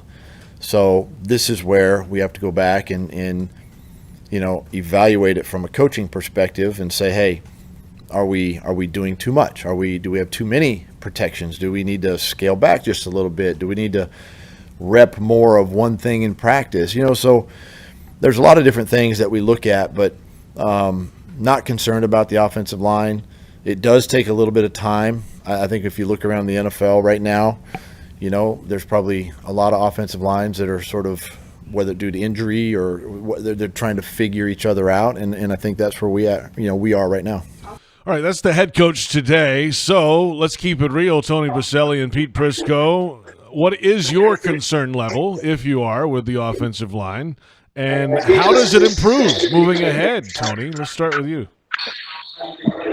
Well, I think I would bet you Doug's more concerned that he's letting on. Because if you're the head coach, you can't say you're concerned about the position group because that's not going to help their confidence. It's not the message you send to the media. I'm not panicked, but I'm a little concerned after 2 weeks. Because it's not just, I think some of it's communication maybe. But, Doug said they did a pretty good job there. It's the execution, and they're getting out physical. It would be fine if it was just the rookie, but I'm looking at that interior three, and that's what worries me, Pete, more than anything. Well, it's 2 weeks in a row for the interior three. I mean, it's two bad weeks. Buckner and Grover Stewart destroyed them in week one. That's the concerning part. It's 2 weeks in a row. Look, the rookie's going to have growing pains. You know that, Tony. You didn't, but when a rookie usually steps in at tackle, he's going to have some problems. But you expect the rest of that group to pick up the slack, and they haven't. They've been worse or as bad, and that's the big concern. And now you have, we wondered. Remember before the offseason and during the offseason, what are they going to do if Walker Little plays really well at left tackle when Cam Robinson comes back? What do you do? Let's just say say he was coming back right now as we speak. What would you do? I think right now, based on the way Barch is playing and what I saw out of Walker Little in the preseason, I think you're best with Cam at left tackle and Walker at left guard. That's where you're best. I'm not saying that's fair to Walker because he's playing the best at left tackle. But if you want to do what's best for the team, I think that's probably best for the team, Pete. And Cam Robinson's taken no reps at left guard, right? None. See, ideally, that would be the scenario. The left tackle would be Walker Little, and the left guard would be Cam Robinson. That's what I would do. They didn't reps. I didn't see that rep one time in camp. Maybe they talked about it. They did talk about it. Would one of those guys is Anton Harrison staying out there, right? Rookie, you got to play him. Yeah, you got to help the rookie, but he's your first rounder. You got to let him play through it. He's going to be your tackle. Yeah. He's going to be your right tackle of the future. But Walker Little's the left tackle of the future too, Tony. That's the other part of the equation. If he continues to play like he played the first two games, he's proving he's your left tackle of the future. Cam Robinson's out of here after the season. Well, I would agree with that, Pete, but don't you have to do – if you're Doug Peterson, you got to look at the here and now. This isn't college where you're like, okay, I'm going to build my team and, redshirt this guy. I got a couple of red shirts and move this guy around. Yeah, you're trying to win. And every year is unique. And if it's best for the team and your best five is Cam Robinson left tackle and Walker Little left guard, then I actually think it's an easier decision. The hard decision would be is if Walker Little's playing at a high level and you had a left guard playing at a high level, then what do you do? That's not the case right now. Okay, what if that were the case? If Barch was playing well at left guard and Robinson and Little have to be on the field, so you would think that might be where they take the rookie out. Then maybe you do at that point. See, the thing about the rookie was he wasn't awful in week one. He also worked against one of the game records in the league. You mentioned it, Tony. There's like 10 of those guys, and he was working against one of them. And they specifically put him on him to work against him. So you got to let's see how he does this week and then go. Yeah, that's why I'm not killing him. The disappointing thing is he didn't adjust during the game and try and understand where his health was coming from to give himself a chance. Him getting beat by Chris Jones is no crime. Chris Jones beats a lot of people, and he's a rookie making a second. He beat Sheriff on one inside move too, and he whiffed on him one time, really bad. So more than one. Yeah, but one of them was terrible. Remember where he slid it? He was he came in between the two of them when he set outside on a rusher there, and he missed him. Sheriff missed him. But again, Chris Jones, like you said, beats a lot of guys. The concern I had with Harrison on Sunday was it looked lazy at times. Pete, I'll say it differently. It looked like not only was he physically beat, he was mentally beat. But that's not a tough block on that play to the wide. Yeah, but Pete, when you're mentally, you're struggling mentally, everything's hard. And you're just lost out there.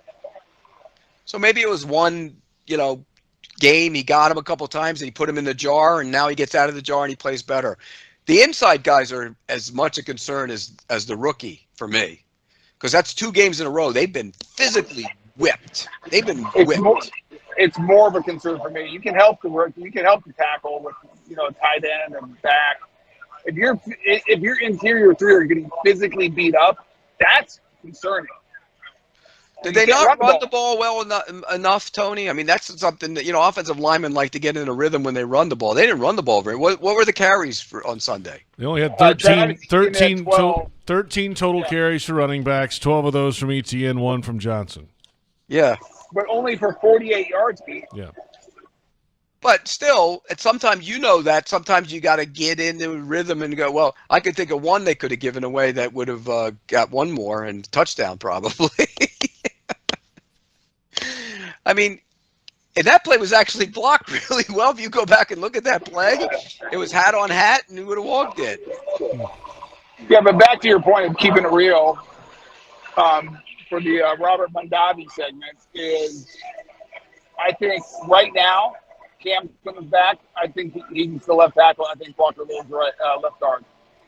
As much as I didn't agree with that before the season, the way this line is playing, I would agree with you that even though Walker Little's the tackle of the future, he can play out there. You got to move him inside for the benefit of the team. And here's what's going to happen, guys. Walker Little will be your best guard on the team after the first week of him playing left guard. He won't be the highest paid one, though. He'll be the best. By the way, Cam Robinson back in the building today, allowed to come in a couple weeks before he's eligible to play in week 5. Get him some guard reps and simulated. All right, that's Keeping It Real, presented by Woodbridge by Robert Mondavi. Open up a winner today. Real Ingredients award-winning wine by Robert Mondavi. We are still waiting, Bob. It's unbelievable. It's what, 3-4 years now? What are we waiting? 2-3 years? Lost in the mail. Yeah. But back to the Walker Little point I was making.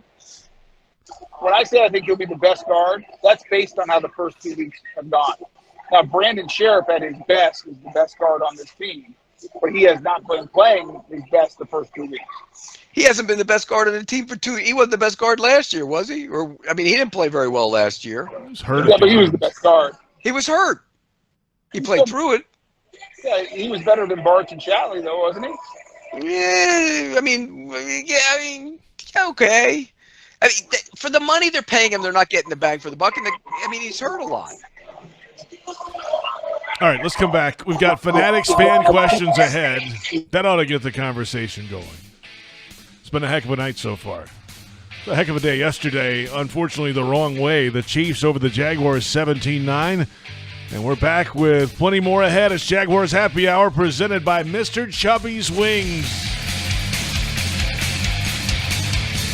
Mr. Chubby's Wings is a whole lot more than just wings. Craving the ultimate game day experience? Look no further. Swing by Mr. Chubby's and indulge in the biggest and best wings in town, all while soaking up the lively atmosphere with fellow sports fans. With plenty of game day specials and locations on the West Side, Fleming Island, Ponte Vedra Beach, and new this season, Everbank Stadium, they're here for all your game day needs. Mr. Chubby's Wings is a proud partner of the Jacksonville Jaguars. Mr. Chubby's Wings, before the game, after the game, and during the game. Reconnect with the best version of you at Amara Med Spa, Northeast Florida's premier luxury medical spa, located in Ponte Vedra, Town Center, Avondale, St. Augustine, and Fernandina. With the most advanced injectors, estheticians, and technology, Amara Med Spa is redefining beauty, offering services such as Botox and filler, Emsculpt Neo, painless laser hair removal, and advanced skincare treatments. Visit theamaramedspa.com and book a complimentary consultation today. It's football season and time to take your game to the next level with a Ford F-150 truck. Light up your tailgate with an available Pro Power onboard generator. And with an available 3.5-liter EcoBoost engine, you can tow just about anything you need to rule the stadium lot. Ford F-150, part of the F-Series lineup that have been the best-selling pickups for 46 straight years. Get to your local Ford store today. Proud partner of the Jacksonville Jaguars. Football and Miller Lite.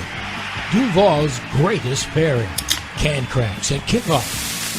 Tailgates going well past postgame. Sunday night overtime. For the touchdown. Followed by Monday morning pride. Knocking on bar tops for luck. Kicking back on any given Sunday. You never forget the way some things taste. Jags football tastes like Miller time. Celebrate responsibly. 2023 Miller Brewing Company, Milwaukee, Wisconsin.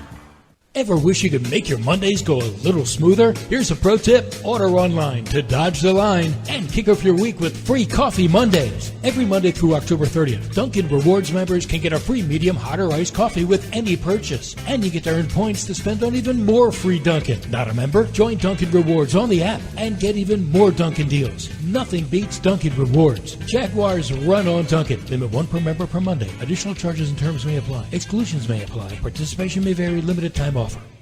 Taylor Doll here for Renewal by Anderson. You will love your new custom windows and doors. For a limited time, buy 4 windows or patio doors and get the 5th free. The first 50 callers get a free upgrade to TrueScene window screens. Plus, easy payment plans tailored to fit your budget. Offer expires August 31st. Restrictions apply. Renewal by Anderson, the official window and door replacement partner of the Jacksonville Jaguars. Visit rbafla.com. License number CGC 1527613.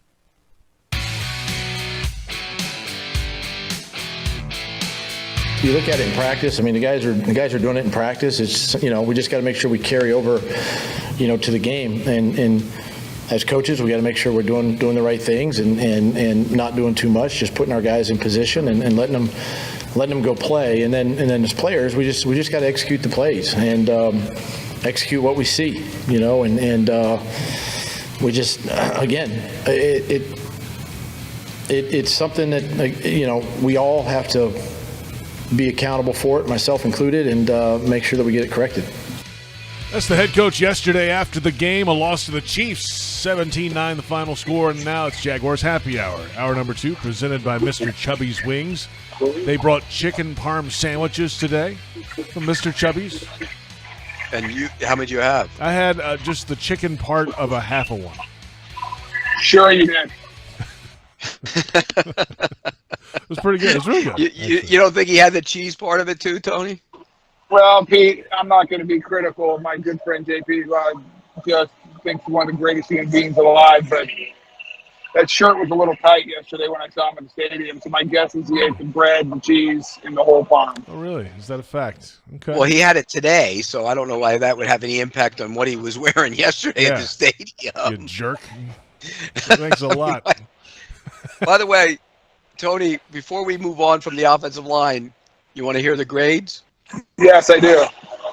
Okay, the highest graded offensive lineman and the second highest graded offensive player, but he's really the highest player because of Lawrence Johnson was it. Walker Little. Yeah, he played well. Yeah, very good. This next highest, this one I'm surprised, Ben Barch. I thought he was better than the rest of them. I'm not saying it was good, but he's better. And what was his grade? 61. Out of 60, what no, is 63. what is the scale of the grading, by the way? If you're in the 70s, you're pretty good. If you're in the 80s, you had a great day. Okay. You know how many times Chris Jones lined up against Ben Barch? I have to look. How many? No, I do. How many? I got to say 1 to 2. Not very often. Okay, then you got Sheriff next at 54, which is bad. Then Fortner at 50.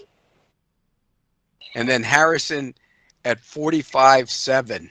And his pass protection grade, 29.6. It was not a good day. Ooh. And Fortner's pass protection grade was 35.6. So they can only go up. So, I mean, they're going to get better. Well, you know what I love about Doug's Captain comments? Sunshine. What I loved about Doug's comments, when you listen to him, you know he played the game. He understands it from a player's perspective. Yes. And not that he doesn't baby the players, he's not trying to protect them, but he gets it. And as a player, you appreciate that. He's a head coach. He has a job to keep everyone accountable. But he gets it. He understands that it's a process. And he also understands that there's no group of people more gutted than the guys in that locker room. Because he's been one of the guys in that locker room. By the way, Chris Jones graded out at 92, in case anybody's wondering. Hey, who's the highest rated defensive player for Jacksonville? Devin? Cisco was. Yeah. He was. Then Darius Williams, then Roy Robertson Harris, then Jenkins. Cisco played really well. The lowest rated player, Devin Lloyd. That's what I was going to say. Let's get to Fanatics fan questions. Jags fans, gear up at Fanatics.com. With all latest Jags styles, shop now and get today's special offer. Fanatics.com, officially licensed everything. We put out the cat signal earlier today on X. Here are the best posts we've come up with. At Trevorville, are Pete and Tony still confident about the Jags winning the division? I am. Yes. Why'd you roll your eyes then? Because I just think it's funny that question's already coming up week 2. The reason I'm still confident because I think the offensive line is going to get better. Because I still believe in the 5 guys up there. I think Phil Roush is a heck of a coach. I think Press Taylor is a good play designer, and I think Doug's a good head coach. They'll figure it out. They got weapons. Trevor's going to play better. He'll help them. He'll make them look better up front. So that's why I still think they're the best team in the division. I still think they're going to win the division. Yeah, and Trevor's the best quarterback in the division, so that's why they'll win the division. Yeah, absolutely. Next one, at Alex Van Dyke 3. Trevor has a brief history of calling his own number in critical situations. 2-point play in the wild card, the keep on the read option in Tennessee last year. Do you think the run at the 1-yard line was similar? Well, Doug Peterson said as much today, right? It was not a read option, and he decided to run left. Yeah, how I interpreted Doug's comments was Trevor went rogue, but I'm not going to throw my quarterback under the bus, and it is what it is. Yeah, when he said players got to run the plays, basically, he's talking about Trevor running his own play. I mean, if it works, okay, great, but it better work. You know what? Trevor was just getting even for calling that reverse pass from Christian Kirk. Now we're even. Gosh, that evil Grinch laugh gets me every time, Pete. It really does. Next question. Evil. What do you want from me? Andrew McMahon, 86. Should Trent Baalke call Dalton Reisner? He's assigned today with the Vikings. Too late. Too late. Wasn't Dalton Reisner at the Broncos last year? He was. He started a bunch of games. He's a starter. They weren't very good last year, though, were they? No. Is there something else? But the Vikings are so desperate that they signed him because their line stinks too. This is not a situation where you're going outside, though. This is from within right now, right? Improvement. First of all, hey, guys, just a little little heads up. They're not growing on trees out there. If they're good enough to be starters and contribute in this league, they're usually on a team by now. Offensive line is a premium position in this league, and there's not enough of them. A lot of them are sitting on the couch right now. If you wanted to make a change, what would you do? I think when Cam comes back, that's the change. Okay, aside from that, if that's the only change, what if until then? What if you had to make a change right now? Would you put? I mean, you can put Shatley in at left guard and see if that helps you. I mean, they played during the stretch run last year. He was your left guard. Yep. Yeah. Yeah. I mean, it's true. That's possible. At John C. 300, is it time to reel back some of the expectations on this offense? Well, my expectations are getting reeled back in a big way because I don't think Trevor's even scratching in the MVP race. I mean, no. What's he have, 2 touchdown passes? Is that what it is? Sounds right to me. It's too early to reel back any expectations. It's Right. week 2. By the way, 2 is now the favorite to win the MVP, and he only has 5 touchdown passes, so not that far. And guess behind. what? 50 things are going to happen between now and the end of the season. Right. I mean, it's like way too early. Everyone take a deep breath and relax. Well, it's just like all last week they were burying Josh Allen, and now he's back. Now he's back again. It's really ridiculous when you think about it. It's amazing. Yeah. When How about Joe Burrow? Should they trade Joe Burrow and cut him because he's been bad for 2 weeks? I don't know. He's hurt again. That calf is hurt again. Ooh. Well, I don't want to remind everyone, but they were 0-2 last week and won the division, went to the playoffs, and he's one of the best quarterbacks in the NFL. So I mean, just you gotta take all of this. It's early, guys. Everybody was all over Press Taylor yesterday too. When it hits again, and the offense will, I mean, that's going to go. Hard to call plays when your line stinks. But timeout. Can we back up? Yeah. Tell me what Press did wrong yesterday. Where are you going to get on him? Okay, let's just go through this. If you're going to get on him, I would get on him and Phil, and who I obviously got how much I respect both of them. Is they should have helped the rookie earlier. And I still think they tried to. They slid to him, and he just didn't take advantage of it. But tell me what he did wrong. What was the magical play anyone wanted to call when you can't get any movement and you're getting out physical to the line of scrimmage? And they called plays that were open. Like the first and goal play, if he hands it off, it's a touchdown. The third down play, he just overthrew a wide open receiver. Well, and the plays, all the horizontal plays, and they're big on stretching the field and playing horizontally. But now I think they've gotten to the point where they almost feel like they have to because their offensive line isn't good enough. Well, when you can't run the ball, Pete, what else are you supposed to do? Well, you not only, can't protect. But how many shot plays were there down the field? Not a lot. And you can't get those because you can't protect. So like people like criticizing press. I don't get it. Like what? Tell me, like, give me an example of what play you want to call. I thought week 1 was a little choppy and disjointed, more so than it should have been. Let's just talk about this week. Obviously, based on all the comments, he called the dive play to Travis Etienne that walks in, and they have a chance to tie it up. On the 4th and 5, Doug says go for it. He dialed up a play where Christian Kirk is wide open. I mean, the screen pass wide open is going to go to the house. Right. So, like, everyone's, like, impressed. I'm like, tell me, like, what I don't like is when the media, which is us, or fans, just, like, throw the coordinator under a bus. And I'm like, okay, what would you like different? Not only that, though, Tony, Doug has a headset on and a play sheet in front of him. He's probably got veto power and probably did veto something. He's the head coach. You know he has veto power. And you know he vetoes some of them. Press and Doug can only do so much from the press box and the sideline, respectively. Once you're between the lines, you got to go execute. Pete, what do we always say? It's not about X's and O's. It's about Jimmy's and Joe's. Well, he should have vetoed the Philly specialitis, but I got a sneaky suspicion he called it. Final question. This is at T. Duval. Will Tony or Pete lock a W this Sunday against the Texans? Lock it. Lock it. Lock it. Double lock. A double lock. Lock it. Let's put it this way, JP. If they don't win this week, goodbye, division. Goodbye. If they lose. I disagree with you, Pete, but they're going to win. Goodbye, division. Wow. It's week 3. You're already kissing the division goodbye if they lose? Pete, that's a little early. I got a better question for you, Pete. What's their record going to be coming out of London? Well, they have the win this week, 2-1. Then we got Atlanta. Don't beat them over there, 3-1, and then they'll lose to the Bills, 3-2. 3-2.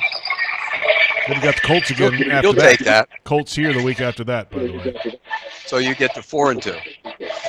And then you're feeling better about a lot of things. And don't get me wrong, they can beat Buffalo. Buffalo is not. I mean, they're not giant killers. I mean, they got some issues themselves. And you got an advantage because you're over there already, and they're coming. And especially if Josh Allen's going to throw you a couple or 3 balls, that would be helpful.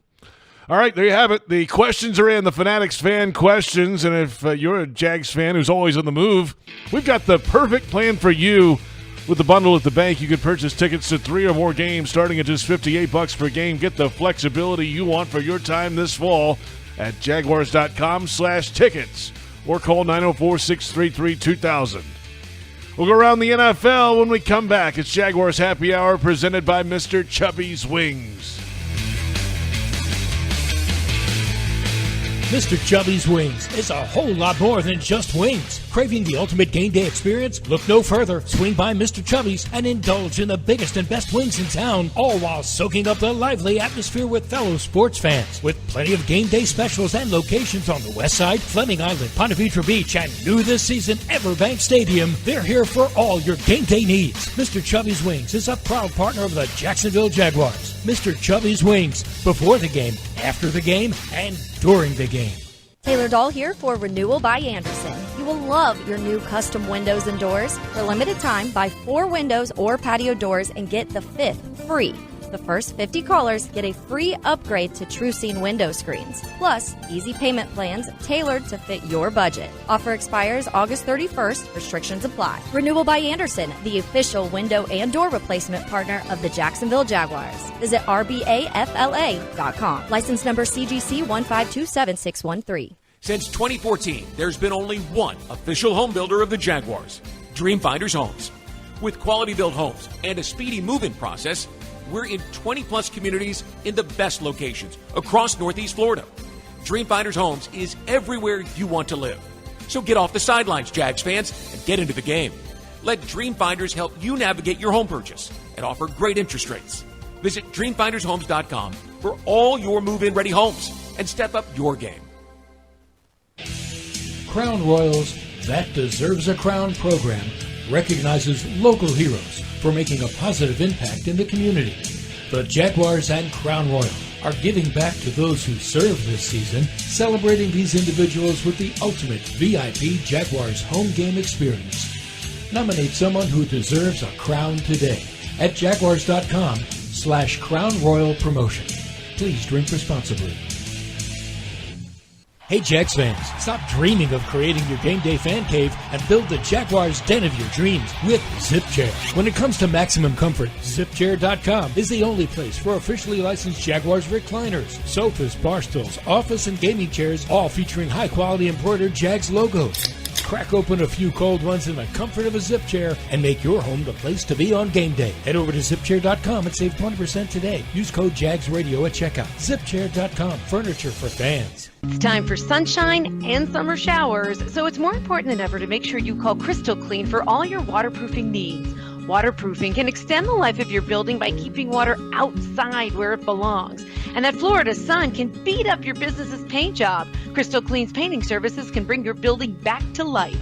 From waterproofing to painting, schedule Crystal Clean today. Call 904-220-3337 or go to crystalclean.com. You don't have to worry when it's crystal clean.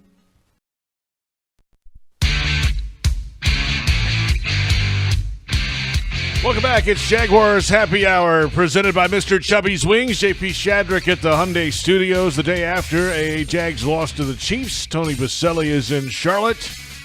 Pete Prisco in South Florida. For 10 years, Dreamfinders Homes has been proud to call themselves the official home builder of the Jaguars. Visit dreamfindershomes.com for all the available inventory. And go Jags. Let's take a look around the NFL, touch on some highlights from yesterday. Falcons over the Packers, 25-24. One of many good games on the docket yesterday. Falcons scoring 13 in the fourth quarter, Pete. Besides another coach for being dumb when it comes to his decisions. 4th and a foot, Tony, you're down 2 with 2 minutes and 8 seconds left. And the Packers have 1 timeout. What do you do? Okay, say that again. So 4th and a foot at the 23 with 2:08 left, and the Packers have 1 timeout. What do you do? Your own 23? No, they're 23. You're down 2. You're down 2. You kicked the field goal. He went for it. Why? Why did Arthur Smith go for that? You lose the game if you don't make it. They got it, and then they ended up kicking the field goal anyways. But why would you go? Where's the rationale in going for that? Wait. You're down by 2. 24-22. And how much time's left? 2:08. Packers have 1 timeout and a 2-minute warning. You kick the field goal. Play your defense. Of course you do. They did. They went for it. Got it. Luckily got it. Wow. The guy made a play on it. Wow. Bills over the Raiders, 38-10. Ravens and the Bengals. The Ravens get a win, 27-24. And, yeah, Burrow's dinged up again, huh? There's rumblings that he could go on IR now. I mean, that he limped off, and that was not a good look for him with the calf. If he's gone for any length of time, they're in big trouble. I bet you anything, Pete. He doesn't miss a game. By the way, they're down 2 in the division too. They've lost 2 division games, 1 at home. That's a tough way to start. Yeah, that is a tough guy though, Joe Burrow. So we'll see. Really tough. What happens with him? Seahawks over the Lions, 37-31. The final score. Bad loss for the Brunels. Yeah, what happened? Huh? I mean, they couldn't stop him. Geno Smith looked like he was Geno Smith of last year. He couldn't stop him. They went right down the field and scored to win it in overtime. Buccaneers beat the Bears 27-17. Bears are bad, and I think they're taking the quarterback and trying to fit him into something he's not comfortable doing. You know, it's almost like, don't run anymore. He was great when he was running. Let him create stuff. And defensively, they have major issues. Baker Mayfield's playing well, by the way. Can Justin Fields play quarterback in this league, Pete? I thought he could. But I've been wrong before, so I don't know. I thought he could. I just think that the design of the offense isn't very good either. Who's their coordinator? Luke Getsy. The Cardinals led the Giants 20-0 at halftime and lost the game 31-28. The Cardinals, the best thing for the Cardinals is they played close in 2 games and they didn't win. Caleb Williams, wink, wink. I think when you look at the Giants, they were dead, and they rallied because Daniel Jones, and now they got to stay on the West Coast and go play the Niners on Thursday, and Saquon Barkley's out for 3 weeks. Guess who's doing that Giants 49ers game? You are? Yours truly. You got to go to San Francisco after tonight? What are you doing to yourself? Don't ask me. It's a long story. Wow. That's dedication. That's what that I was wondering why you said you had to pack when you were because you're not packing for overnight. You throw stuff in the suitcase and you come home. Nope, I'll be back taking the red eye on Thursday night. I'll be back Friday morning to Jacksonville. Amazing. Just in time for the Jaguars on Sunday. Niners over the Rams 30-23. The Cowboys over the Jets 30-10. And the Cowboys have scored 70 points in 2 games, right? And not only that defense is nasty. Yeah. They're turning the ball. They led the league in takeaways the last 2 years. They're going to do it again. They take the ball away. The game wrecker, Micah Parsons. Okay. Hey, Peter, the early returns watching the Cowboys and then watching the Eagles, the Cowboys can win that division. Yes, they can. They might be better than the Eagles, and give Mike McCarthy credit. He took over play calling duties, and they're better on offense with him calling play. Yep. And people criticize Mike McCarthy. He's a good football coach. I never quite understood that. Commanders over the Broncos. The Broncos got a Hail Mary on the final play of regulation and then missed the 2-point play. They missed a pass interference on it, though. But here's what I want to go back to. Broncos up 21-3. Russell Wilson gets flushed out of the pocket, gets hit by the linebacker, fumbles the ball. Ball sitting there, doesn't even put an arm out to try and recover it. Looks at it. Washington Commanders recover, go down to get points, make it 21-11 at the half because they got the 2-point play. Back in the game. And then from there, it started going south on him. If I'm watching that film and I see him sitting there looking at the ball when it's on the ground, he doesn't put his arms out for it, are you killing him in the meeting, Tony? I'm asking questions, Pete. How does Russell look in Sean Payton's offense? Well, he actually played okay on Sunday. He had a couple big shots to Marvin Mims, but their offensive, talk about an offensive line that can't block. They spent money on Ben Powers, the left guard. They spent money on McClinchy, the right tackle. McClinchy has been awful, and Powers hasn't been much better. He's getting hit. Dolphins over the Patriots last night, 24-17. That's your look around the NFL. Monday Night Football, 2 for the price of 1. Starting in Charlotte, an NFC South Division showdown. Derek Carr and the 1-0 New Orleans Saints visit Bryce Young and the 0-1 Carolina Panthers. Tony's there, 7:15 total leather. Then an hour later, it's an AFC North Division battle. Deshaun Watson and the Cleveland Browns head to the confluence to battle Kenny Pickett and the 0-1 Pittsburgh Steelers. Who you got in the double dip tonight? I can't speak about the Carolina game because I'm calling it. That's the rule. Give me a break. That is the dumbest thing I've ever heard. I just like saying it because it's so dumb. The Saints haven't been very good here in Carolina the last few times they've come. And Derek Carr's record on the road is not very good for his career. With that said, I think the Saints defense gets after Bryce Young, and I think the Saints win. I agree. I think the Saints win, and I think the Browns win at Pittsburgh. I think so. I think Myles Garrett's going to be another game record, another guy who disrupts everything. I think he's going to have a big day.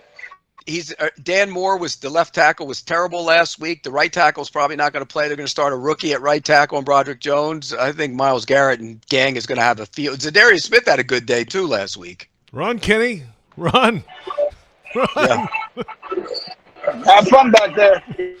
Duck. Run. I think it's going to be bad. I think Pittsburgh's in for a beating tonight. All right, boys. Good show. Double lock for Sunday. Don't forget. Oh, how can we forget a double lock from Pete Prisco and Tony Boselli? Thanks to our entire crew, of course. Joe Fortunato, Brent Reber, Andrea Curry on the video side, Eric Waringa on graphics, William Pease on podcast, Kate Waska on ad placement. For our entire crew, I'm J.P. Shadrick. Thank you for listening to Jaguars Happy Hour.